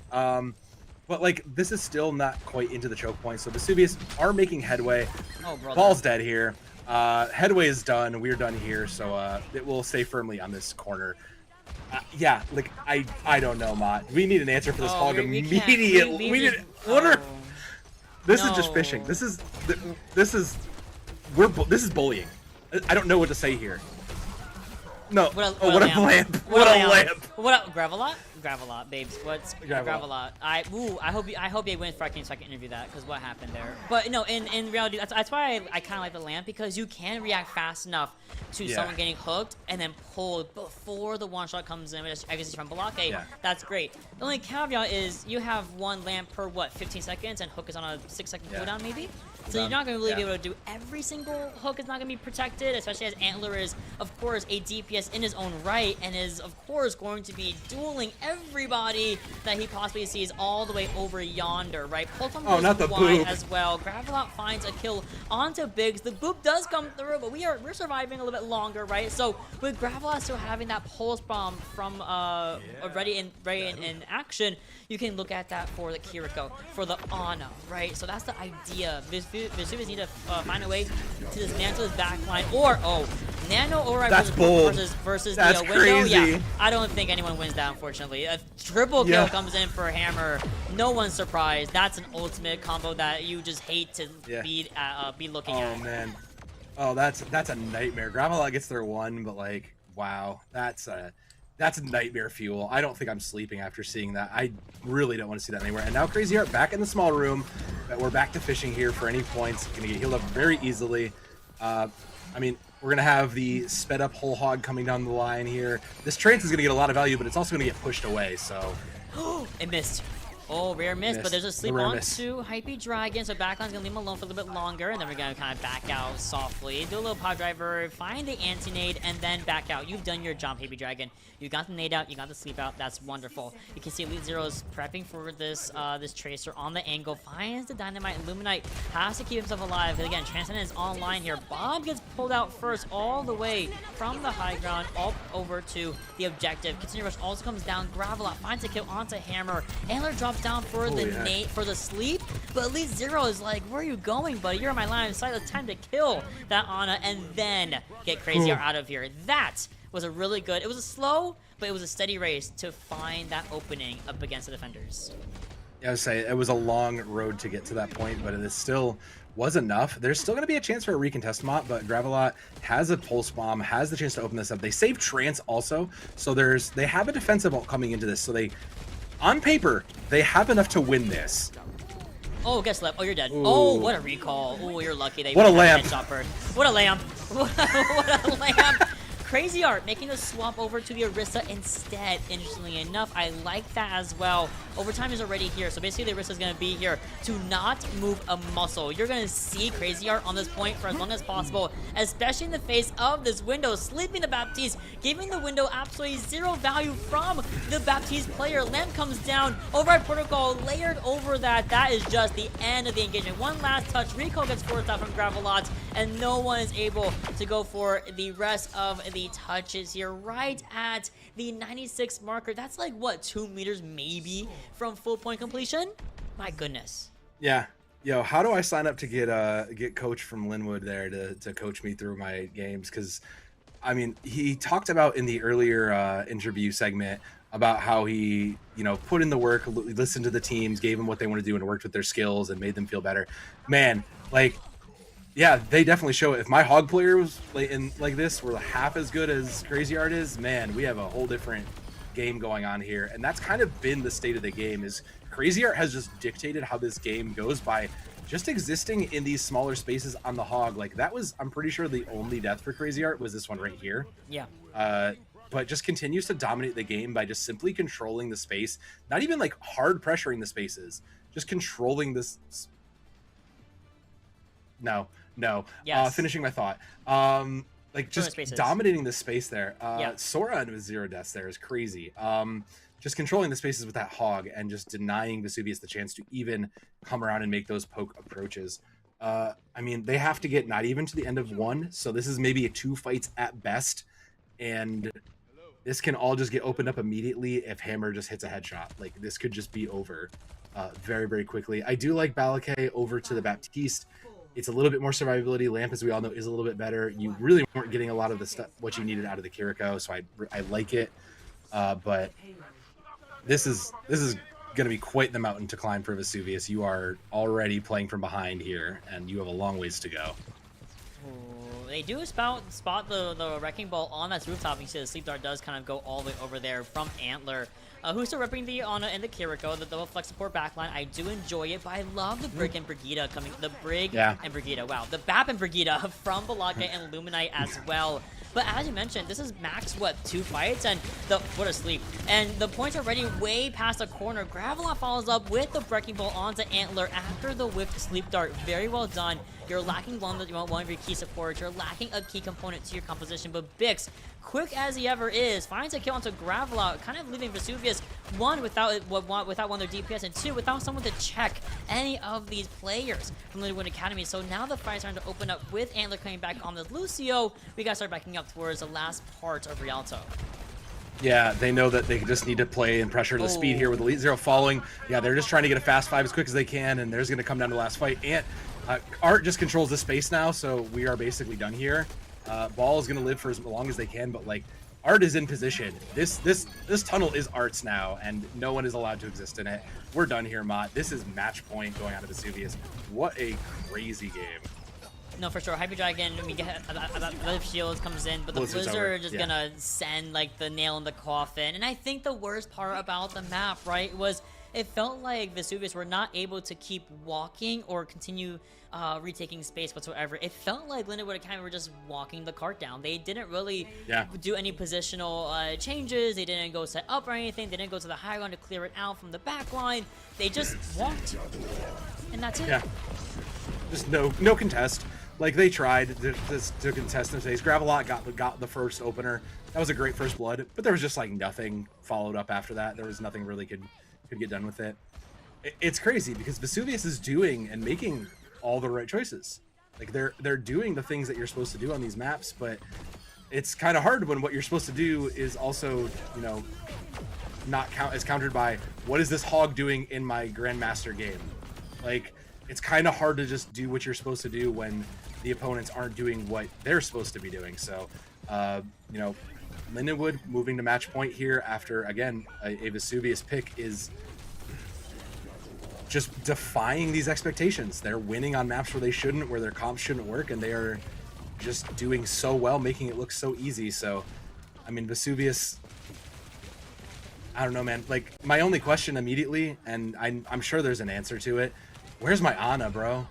Like, I don't know, something, even if it forces the Kiri and it forces Cleanse Out, like, we got to do something to put pressure on this hog, because 11-1 for Art is kind of just nuts. Like, that tank is just not getting punished, is not allowed to die, and is, you know, team wiping you before you die. Like, that's just, we need to do something to put a little bit more pressure on this. The Zen was a good idea, but like, where's my Ana? I feel like we just have to throw everything we can at this right now.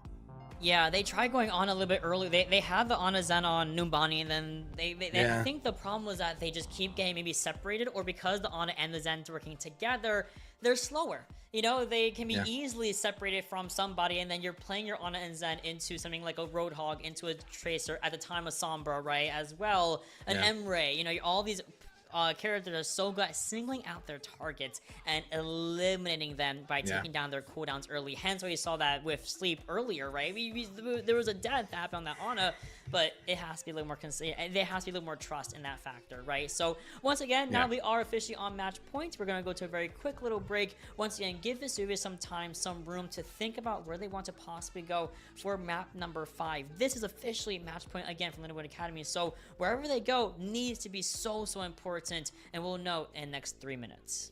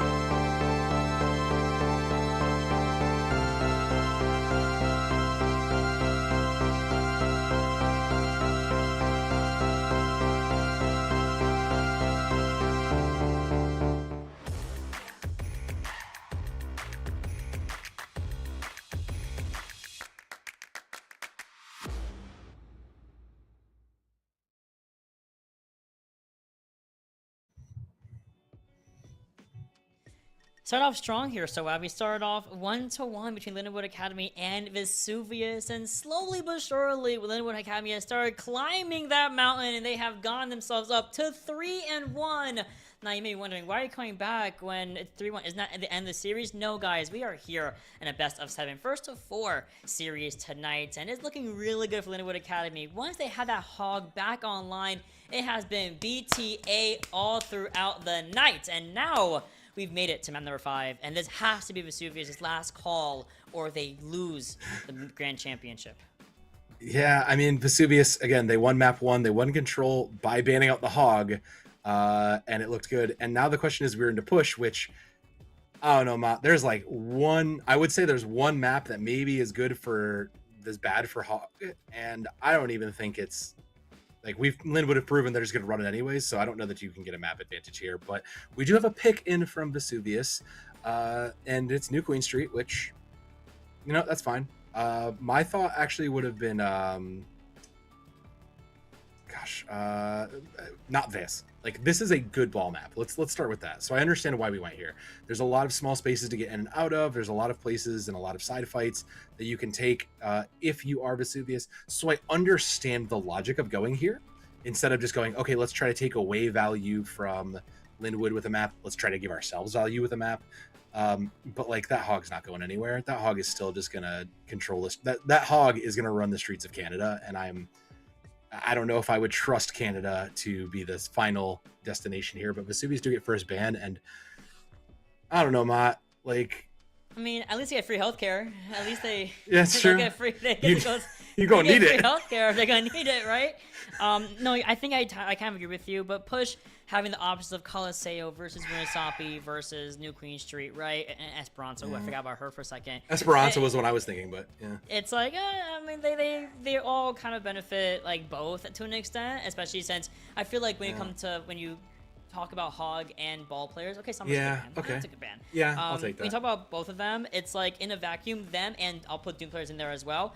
They'll play their characters anywhere because they love playing their silly characters. Roadhog, Ball, and Doom are all silly characters to an extent, right? So it makes sense. Now we gotta think about the bans. The Sombra I like a lot. They're just like, let's just play a whole new DPS line. Let's maybe mirror the Tracer and just see what happens. At Lindenwood Academy, they haven't really been worried, so they can ban whatever. Show me the mercy ban. Show me the mercy ban. Pick a nonsense ban. Give me the flex ban, because I don't think you're afraid of anything, genuinely. Like, I can't even pretend that Lindenwood is like, I mean, that just, okay, no, that's a reasonable, like, you've just sealed it now, because your hog just has no answer. There's no anti for it that forces you to play a Kiriko. You're dependent now on like Zen or just a high damage output to really kind of run through hog. Like, that's a nail in the coffin from Lindenwood Academy, which, fantastic pick. I was hoping for the meme. We got the real answer, and I like that.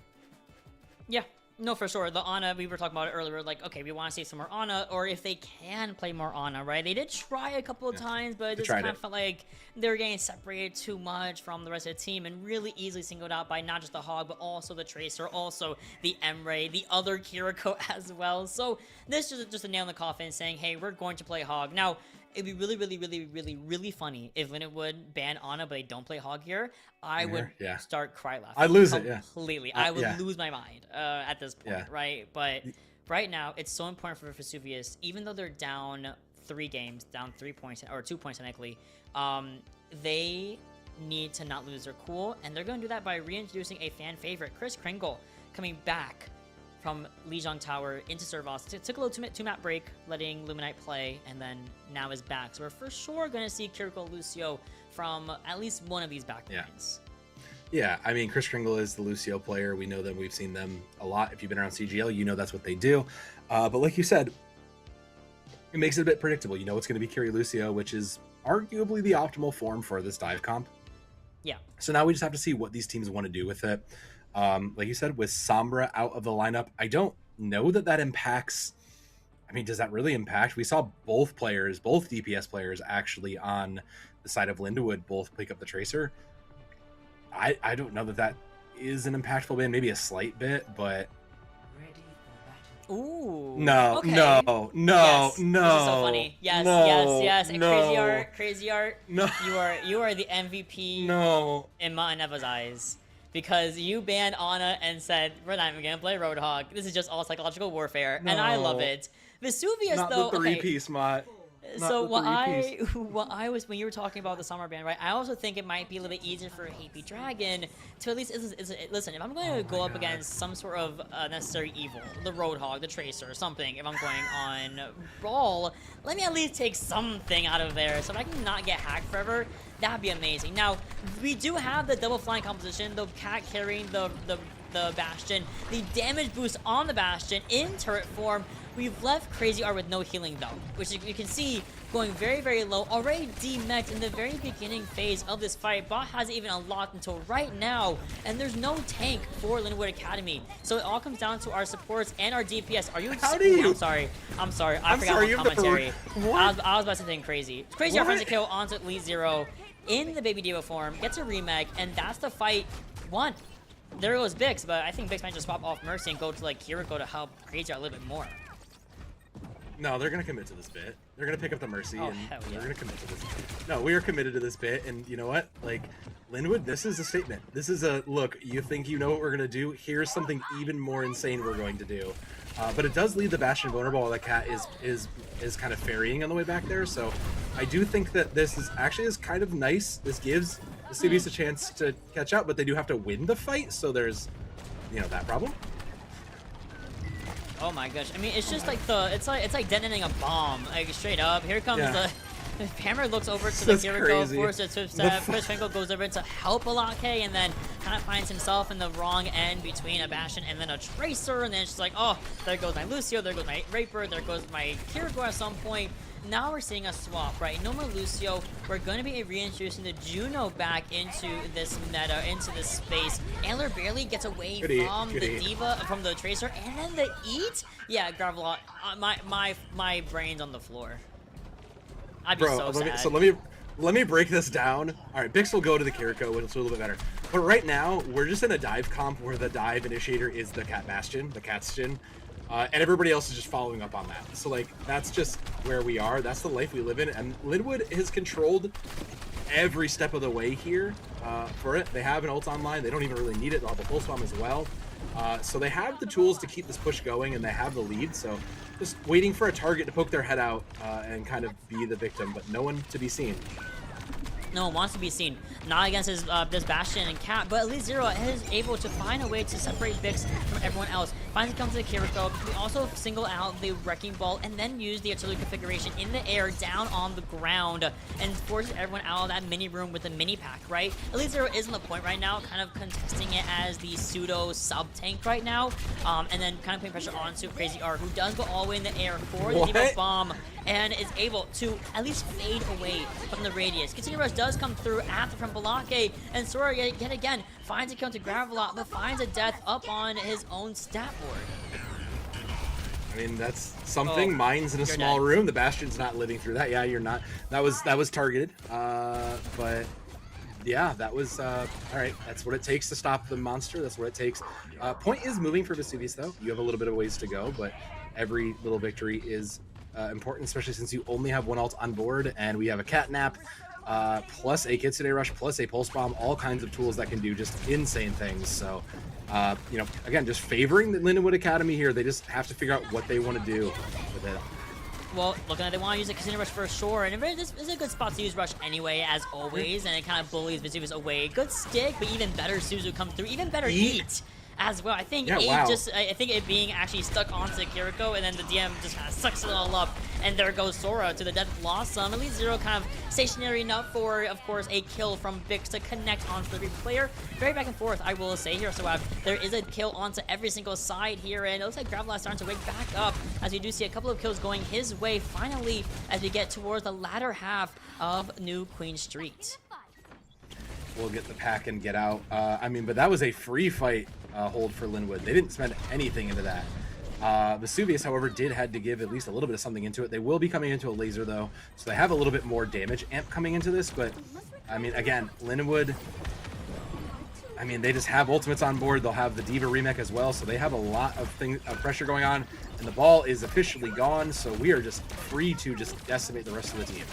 Yeah, they not only give it the ball, but also getting rid of the Reaper. Basically, again, your mini off-tank to an extent, right? You don't have any of those frontline forces helping you out in this fight, so that's going to be the point, not only kind of continuously moving forward towards a checkpoint for Lindenwood Academy, but my backline, the Juno and the Kiriko, are constantly being looked at and kind of harassed by Crazy Art, who kind of dips in and dips out, dips in and dips out. Chris and Happy do have their ultimates, but Balake is not going to be able to garner up towards a continued rush. The bomb also comes out, negating any sort of touches to negate the forward spawns activating for Lindenwood Academy. This also results in a kill onto Elite Zero, which means, yeah, now only have we won the fight, we're also going to have 4 spawns. We have ultimates as well, 3 of them, may I add, to mirror against Vesuvius' 4. Yeah. This is a great opportunity here for Lindenwood Academy to continue their assaults. Yeah, they're winning on what is arguably a very goofy comp, but we've shown that they win on these goofy comps. And like you said, they're really just picking apart what it is. The Cassian goes in, gets a pick against the Cassidy, gets a second and against Balake. And meanwhile, Crazy, what is going on in this cat view? I need to see it. They are just flying around menaces into this. And I mean, again, like you said, Crazy Art and Bix just follow up on whatever Hammer and Antler just kind of put out together. They just decide this is the target we're going on, and the rest of the dive follows up, and it's being executed very well. I thought it was going to be a bit of a thing we fall off of, but they are finding so much value on it as we round the final corner here, and still ults on board. I'm quite enjoying the Elite Zero swap over to Cassie instead, and Bix is just continuously finding these headshots onto Gravelon. Now we're down on support, so this does force out the orbital rate to be used instead to at least kind of give a little bit of that damage and healing output needed to at least assist Vesuvius in this fight. It results in a 2v2 trade-off. The catnap onto the Wrecking Ball, trying to go and kill the cat. In the meantime, not able to find it, but we do get back to safety. Diva is still in the mini form, so as long as Crazy Art stays alive, or excuse me, I guess it dies here, this is finally going to be a flip, a one fight for the side of Vesuvius for the first time in, I want to say, I think 3 or 4 minutes? Which is not the end of the world, but it's 70 mirrors to make up. It's a lot. Really, it's a lot.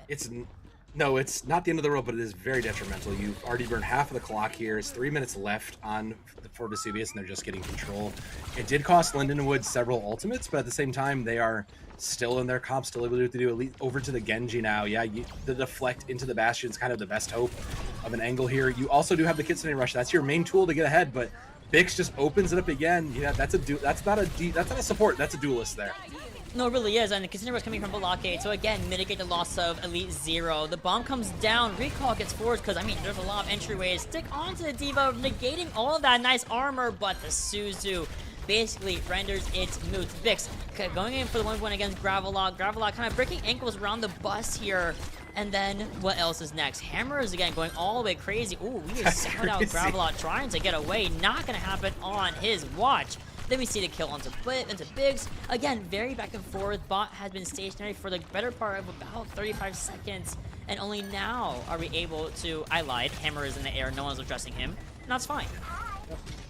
That's just the way this is. But the other thing about that is as long as the Catsian is in the air, they're going to have a literal bird's eye view of targets that they can just dive onto. You can just call, okay, I've thrown cooldowns, the Tracer's got no recall, we've forced the Kiri's teleport out. Like, we can call out targets and just complete the dives, and that's really what it is. You're seeing Hammer and Antler just kind of complete kills on their own, but the rest of the team, Crazy Art, Sora, they're diving the rest of the way on to complete those kills that they can't. And now they're back in control, 100 meters, 130. IP Dragon gets 1, and that's gonna have to be an opening here. They have to get something a little more of it. It is. This is good. I love this. And then now we gotta start addressing this this cat and Bastion, which I love that we have Elite Zero just being the flyer. I did not know Genji could fly, but we learn something new every single day in these seasons of CGL. And Elite Zero, I think the Genji might be the best play because I do like the Genji Bastion matchup for Genji usually. Yeah, you typically go into that, it gives you deflect to really kind of deal with those wheels once they go down and that just chain gun of damage. But it also does give you a chance to kind of play a little bit more mobile. You get to climb with it. But that's not as great if you're stuck in a small room with mines. It does get 1, and it gets the tank, and that's what you need considering you are playing very, very far in your own line, honestly. Lindenwood are just, I mean, man, they are way far back. They're basically held at spawn. The dive. Oh god. Oh god. Oh, and What a and dive. This is the grenade perk where we're no longer spinning a small machine gun. We're now just throwing complete bombs your way. I don't know how Chris Fingal was able to get out of there scot-free, but thank goodness that he did. Now we can see a double kill onto the DPS, and the Blade rips open the fight on the back line of Bix, and Happy Dragon follows up onto the cat, right? The DMAC does come through. They don't want to let Crazy Art stall, so that's a very quick kill that's gonna allow Crazy Art to get the raid respawn with Antler, and we're over time. Oh my god. Yeah, we're over this whole time. Yeah, we're finally worn through that whole clock. The problem is Lindenwood has 4 ults on the board versus this singular Ray, so just they can't step off the cart here, and they are behind and surrounded. This does not look good for Vesuvius. No, okay, we do have orbital ray out. We are going to use a bomb here as well. We gotta get away from the radius, but Christian can't find a way behind barricade fast enough to not get exploded. Double kill, no support for Vesuvius. Still holding on to a pulse line. It finds a kill, finds a stick onto Happy Dragon. Elite not there any longer. Happy and Gravelot can't get to the point either. So the series, the grand finals for Grandmaster tier, ends in a 4-1 victory for Lindenwood Academy. You know what it means, Mott. That means the hog is legit, the cat's chin is legit. We have so many new strats and so many more layers of Overwatch to break down, but we'll have to look into those for the next season. I will say Elite Zero's Genji was very, very strong. I kind of wonder where this was earlier in the match. Not that it was necessary, but at the same time, like, it did a lot of work there. It really did. And you know what? It was very, very tough. Vesuvius was up against a Lindenwood Academy squad who I don't think, like, I consider myself pretty good at understanding where these matches are going to go and what teams want to do. These guys kept everybody guessing. I don't think at any given point in time I knew what their team comp was going to be, and they absolutely just ran it down, and whatever was strong, whatever they felt with. Almost a 30k for Hammer on the Bastion with 15k damage that's so many bullets. That's just so many bullets, Mott. That's wow. That's just crazy. And 11 deaths onto Elite Zero, who just constantly threw their body at that duo, trying to balance it out. I mean, that's so heartbreaking to pull yourself into and know that your stat line just looks barely 1-to-1. I was gonna say, I feel like sometimes, especially if we've been watching like the higher level games of NECC, for example, or OWCS or Trials or anything like that, so many of these teams have kind of resorted to just copying the Bastion cat, because there hasn't really been, as far as I am aware, a consistent shutdown that isn't just purely based off of out mechanics or out skilling the other person. It really does come down to having to mirror it, and I don't think Vesuvius have the facilities either to play Bastion or play Cat, or have that synergy with your Cat and Bastion to try to mirror against a Lindenwood Academy, which is unfortunate, right? But at the end of the day, that's what the meta is shaping out to be, and we gotta start adapting, right? But at the end, but also on top of the end of the day being the end of the day, these guys made it to second place of the GM tier of Season 17 of CGL against some really, really hard hitters in the entire, not even just the regular season, but also in the entire bracket, right? They had to go up against the likes of Hashira, right? Which they did lose to early, then they found their run back. So they already got their one run back needed in the playoff bracket, but unfortunately, they couldn't find that secondary win in the set count between themselves and Lindenwood Academy. So officially, in the 3 times Lindenwood and Vesuvius have played, Lindenwood have taken that in their favor 2-1, ending off again strong in the grand finals with a 4-1 victory. Only exacerbated by the fact that they didn't have the hog in game 1, which, think as you will, that could have been a 4-0 had we not even look at the hog at whatsoever. I think, again, worth noting is that Vesuvius is, the MVP of the season. Was also unfortunately unavailable, so I think there's also a big what if, Mott, that if we have the quote unquote full team from Vesuvius together, does this game look different? Is there something where maybe we can shut down the DPS a little bit differently? Maybe we actually punish this hog. Maybe there's even a leadership issue. So there's still a few questions, but I think my favorite part about that, Mott, is that those questions lead us into a great next season for Vesuvius to kind of look back and say, you know what? We put up a hard fight against these guys. We fought the best we could with what we had, and we have nothing to be ashamed of. We got to second place. we just want to run it back again next year and show them what we can really do. And as we're getting a look back, there it is. They banned out Hog in map 1 and it was on the way back, but Lindenwood and with the bans coming in, that again, that Hog pick looks insane. Like a lot of these picks, it's crazy. We saw the Hog ban immediately. We understand why. The Dominant ban, still not really sure. Sojourn ban, we can only posit on, but Lindenwood Academy, their bans were very calculated. The Tracer, we were joking about it. It was more of a self, like they kind of hurt themselves more by not playing that Tracer, but the rest of their bans just line up and made total sense the whole way through. So Lindenwood Academy, they won in the macro, they won on the battlefield. Well-deserved victory from them. No, I totally agree. I think that the Anaban map 5 was really funny because they didn't even play Hog in the first place. So it was just a little bit of a mental battle, mental, physical, psychological warfare against Vesuvius. But, even though we do have questions that will be answered by the time next season rolls around, we have some questions for our winner and hopefully our also second place runner-up finisher as well going into the interview stage. We're going to get our interviewees ready in this voice chat and ask them some questions about this entire season and this bracket and this path and the future. So we'll see you guys in a couple minutes with 2 interviews. Caught in this, we're so lost, deep in it, can't stop. I'm forever the one you call. Let's free fall. Let's free fall. Let's free fall.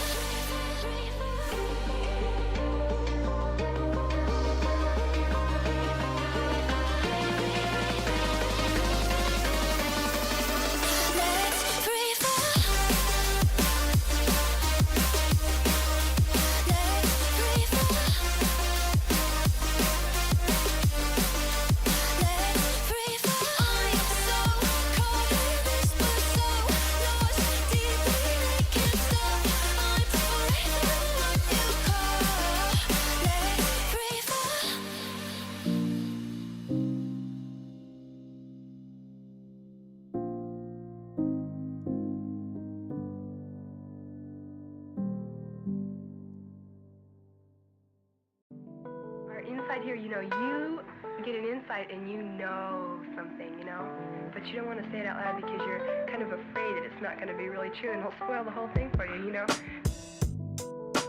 But when somebody makes you say it, then, and it's true, then it just makes it more beautiful of a thing.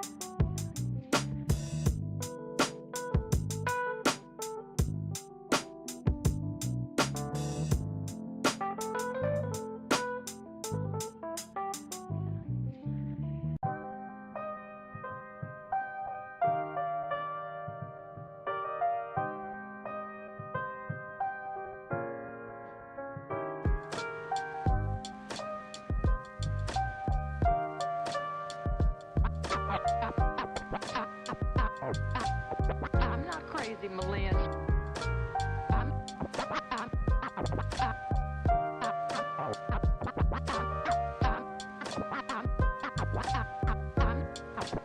I'm not crazy, Malin. I've just been in a very bad mood for 40 years. 40 years.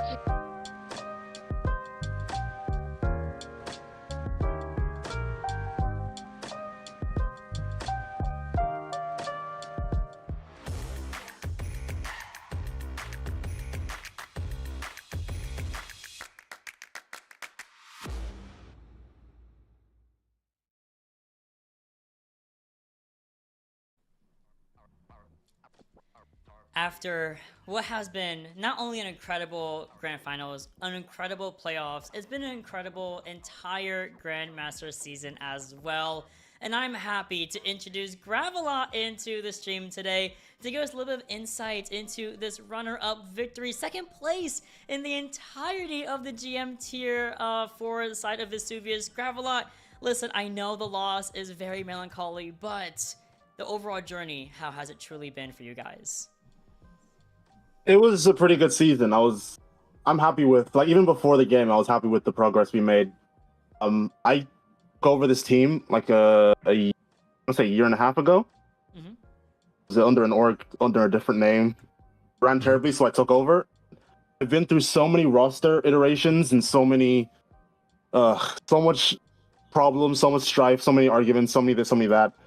So I finally find a roster that like I can actually call people I like, people I can say are friends. For us to do so well, it would have been amazing to cap it off with a win, but I'll take it.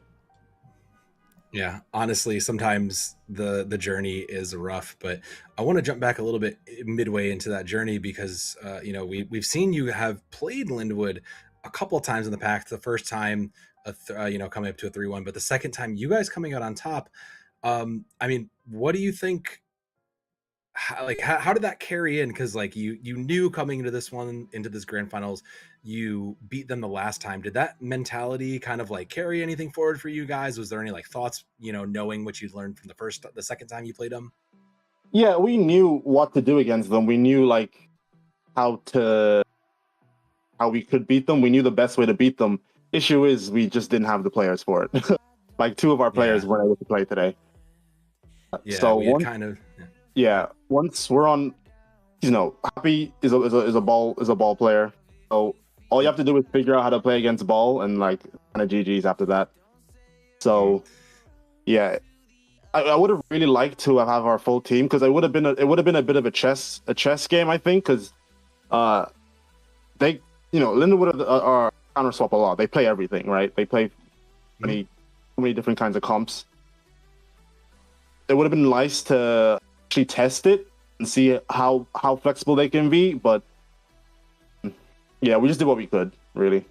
Yeah, no, there's no shame in that. I mean, you guys had some great moments, and it was interesting. We saw a lot of flexibility, speaking of that, from your guys as well. Like we saw the on-run, we saw a lot of different heroes, you know, on your guys' side, having to kind of not make do, I guess, but you know, trying to flex around yourself. Was there, you know, were we taking a lot of risks, it feel, on your guys' side, or was it a lot of like, you know, we maybe don't play a lot of these heroes, or we're kind of trying to find some heroes that work? Because you guys showed us a lot of flexibility yourselves. Yeah, so Elite Zero loves playing on-run. On-run definitely like throws a lot of teams off. Like they're just like, this character, they forget the characters in the game. So when the character's actually against them, they're just like, what do I even do against this? And on-run's pretty good into Diva. So yeah, that's how we were able to like, you know, confuzzle them for that. For that bit, yeah. We definitely have to get a bit freaky with it for sure. That's all we can really do. Yeah, I agree. Yeah, and you're trying to out freak a freaky team anyway, right? So that's kind of the other difficult part of, you know, the challenge that was set forth for you guys today, of many challenges, right? Again, not having your entire man roster, having to constantly figure out a way to adapt to their adaptations with only a limited, you know, frontline, right? With that in mind, I would love to really dive into what the next kind of, what's the next goal, what's the next milestone that Vesuvius are hoping to achieve post season 17.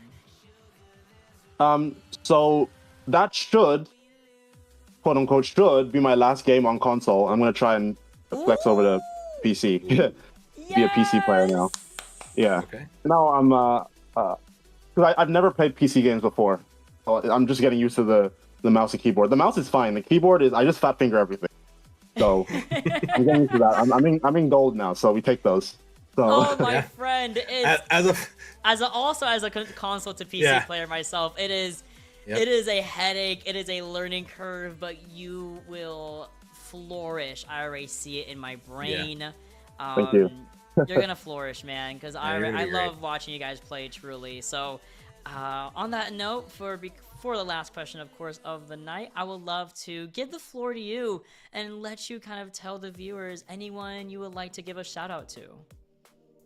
I'll give a shout out to Jubs' mom. She was in an accident today. That's why he couldn't make it. So honestly, all thoughts with her. Hope she recovers as soon as possible. Everything's okay. Absolutely, man. No, absolutely. We're all absolutely cheering for her on this side. We knew about it earlier and felt very bad. So we hope Jubs is doing okay. We hope his mom's doing okay as well. And with that in mind, Gravelot, thank you so much for your time. Thank you so much for just everyone's effort from Vesuvius from week 1 into grand finals. Great job, and we'll hope to see you guys in the future. Thank you. Of course. And so that's not the end. Yeah. Of course, we're going to have not only the exit interview, which is always a little more melancholy. We can go to a little more of a more celebratory vibe here as we introduce Lindenwood Academy. We have Sora coming up on deck here to talk to us about the entire season, the ups, the downs, the wins, the 4-1 victory in the Grandmaster tier. Sora, this was an amazing victory for you, and going into it, we kind of asked Vesuvius, you guys have gone up against each other in the past, you have gone 1-1, and last time you guys played, it was not in your favor, but this time it was. What were the key differences that helped you guys? I would say that we were playing really good. Crazy Art was like going buck wild on the hog. That was cracked tonight. Yeah, I mean, it was crazy. I think everybody was spinning full throttle. XG Hammer was having crazy plays on his DPS, and I think all wheels were turning today, and it was 1-1 in our matchup, so I think we just wanted to bring it home today. I mean, you guys absolutely did in a well-deserved way. And I mean, at least I know from our side on the desk, we were really following every step of the way because, we saw map 1, the hog ban, and we were like, okay, there has to be something they know here, only to see Art pull that out. But then in map 5, you pull out the Catschen. Was that a strat you've been holding on to? Was that one you guys have just been working through because you've seen it and are trying it? So talk to me, because we banned Ana in map 5, but then we pull out the Catschen and no hog to be seen. How did we get to there? So basically what happened is going into it, we were planning on playing Roadhog. Obviously it was working. We're not going to switch up. We're not, yeah. However, our coach thought it would be funny to tempt us and say Hover Cat Bastion. And this was potentially our last game as a team. So we just decided to sick it. And if we lost, we lost, but we decided to send it. I mean, sending it worked. It seemed like it seemed like you guys have been practicing it for weeks now, just with how smooth it looked. I mean, I'm sad to hear that you guys are, kind of falling. I just want to make sure I follow up with that because, I mean, is it a case of people moving up to the main squad or people transferring? Like, what's happening with the squad now that you've kind of told us a little bit about that? So I'm actually graduating. I graduated on Saturday. Congrats. So, congrats. Thank you. So yeah, I'm leaving. And then we have a pretty young squad here. So actually, pretty much all of our varsity team graduated too. So pretty much everybody's just going up. And then they compete in like NACE and Face It, more of those tournaments. Wow. So they're just gonna keep competing at higher levels. And I mean, you guys see them. They're great. Like they're gonna do great. Yeah. And what about yourself in that same note, right? You're talking about all of them going over to FACEIT, SPC, and all that jazz. Will you also be joining that kind of career path, or I don't want to say career path, but that kind of competitive path into the greater tier 2 or even higher space? Obviously I would love to keep competing. Over the summer, I gotta be an old man and like lock in on jobs and stuff. But obviously that I wouldn't put this much time into the game if I was just to like give it up. So I'm sure it'll creep back into my life very shortly. Every retired Overwatch player is never really retired. That's always how the saying goes. So I'm sure we will see you in another life as well. And on that note, Sora, since I don't want to hold you for too long, I want you guys to enjoy your victory before 10 p.m. So we're on a record right now. I would love to give the floor to you to not only give a shout out to whoever you want, but I also kind of want to give you the space to say a few words to maybe whomever might want to try to achieve getting up to the Grandmaster tier. So first of all, obviously shout out Vesuvius. They're a great team. It was unfortunate not having Jubs there.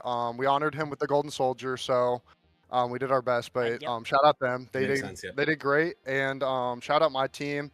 These guys have really blessed me with a great season. I've played on some really bad teams. I've played on this team, and it is a contrast, and we all just get along so great. We're all best buds. And as far as getting to GM tier, it really is just putting your head down and grinding. There's ups and downs. I've gone from Masters to Plat in a day. You're always going to fluctuate. So I'm grateful to be where I'm at, and I'm grateful to be provided the resources. And yeah, just everybody keep your head up so it gets better. Progress is not linear. And shout out my team again. We did it with a diamond player on our team. I'm super proud of them. So yeah, shout out them. I love them. So have you heard that there's hope for us? There's Yeah. hope for us. as the gold in a diamond team, that gives me so much hope. I couldn't even tell you. I couldn't even guess which one's the diamond player. Chat. You tell me who you think the diamond player was there, because I couldn't find any one of them. But thank you so much, Sora. Yeah. You guys played so much well. Thank you so much, Sora. Get out there and celebrate the victory. Hopefully, we'll see you back at CGL in the future. Thank you guys so much. Thank you. Man, that's crazy. Stop, because like halfway through, I was getting very. Yeah. I'm a Pisces, man. I started getting real emotional, and I just watched the Michael Jackson movie as well. I'm emotional, like I'm a wreck. I was about to start crying in the middle of that. So we cut the camera. Go to the bracket screen real quick so we can look at the path that we had seen from Lindenwood Academy. Oh brother, winner side sweep, man. That's just crazy. When you think about everything they've accomplished, and this is the last time the team will play together, they had the bye in round 1, 3-0, 3-0, 4-1 here. Like, this is a team where 4 of the 5 players took away, player of the season categories, coach of the season. Like, this is like the best way to cap off a team for someone like this, where this is their last chance to play as a full 5 together. Win out on the CGL event and probably do incredibly well in other places too. Like, you could not ask for a better outcome for the Lindenwood squad. This was everything I think you wanted and could have even imagined to come out with for a season in a playoff run like this. Absolutely. This is best case scenario, 100%. Yeah, first round by 3-0, back-to-back 3-0s, and then a 4-1, which was a hidden 3-0, if you really think about it. So, yeah, if you really think about that, If you really think about it, it was a hidden 3-0. So I just want to give my own personal shout-out to not just our first and second place, Lindenwood Academy and Vesuvius, but everyone that had played in the GM tier. I was able to cast a couple of you guys, and every single person, from honestly Hyperion to Kamazaz to Diva, all of you guys were absolutely a pleasure. To Hashira, of course, as well. Excuse me. Everyone was a pleasure to watch. Everyone was a pleasure to see the growth, as always, from week 1 up into the grand finals. And there's more coming, guys. I mean, tonight is the end of the GM tier, but there's a real good match happening tomorrow. I'm just saying, there's no bias, but there's a little Diamond GM game grand finals happening. I'm just saying. So Look, we're not going to say it's going to be the best game, the best grand finals, but it will be one of the grand finals. There's still several more. Yes. So make sure you are following along here at CGL. Click them buttons. There might be 10 player camps. That's actually insane. We might be the highest level production for anything. So make sure you are following CGL. Make sure you click those buttons. Make sure you throw your subs at it so you don't get 3 minutes worth of ads. And make sure you are keeping that bell on, because you do not want to miss any of the rest of this season. And that's it. Bye. Straight new wave.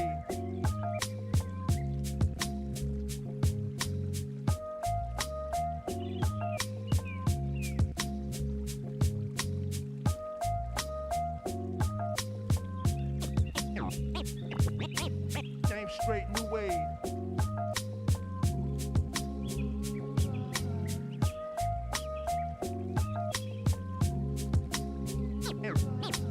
Name straight new wave.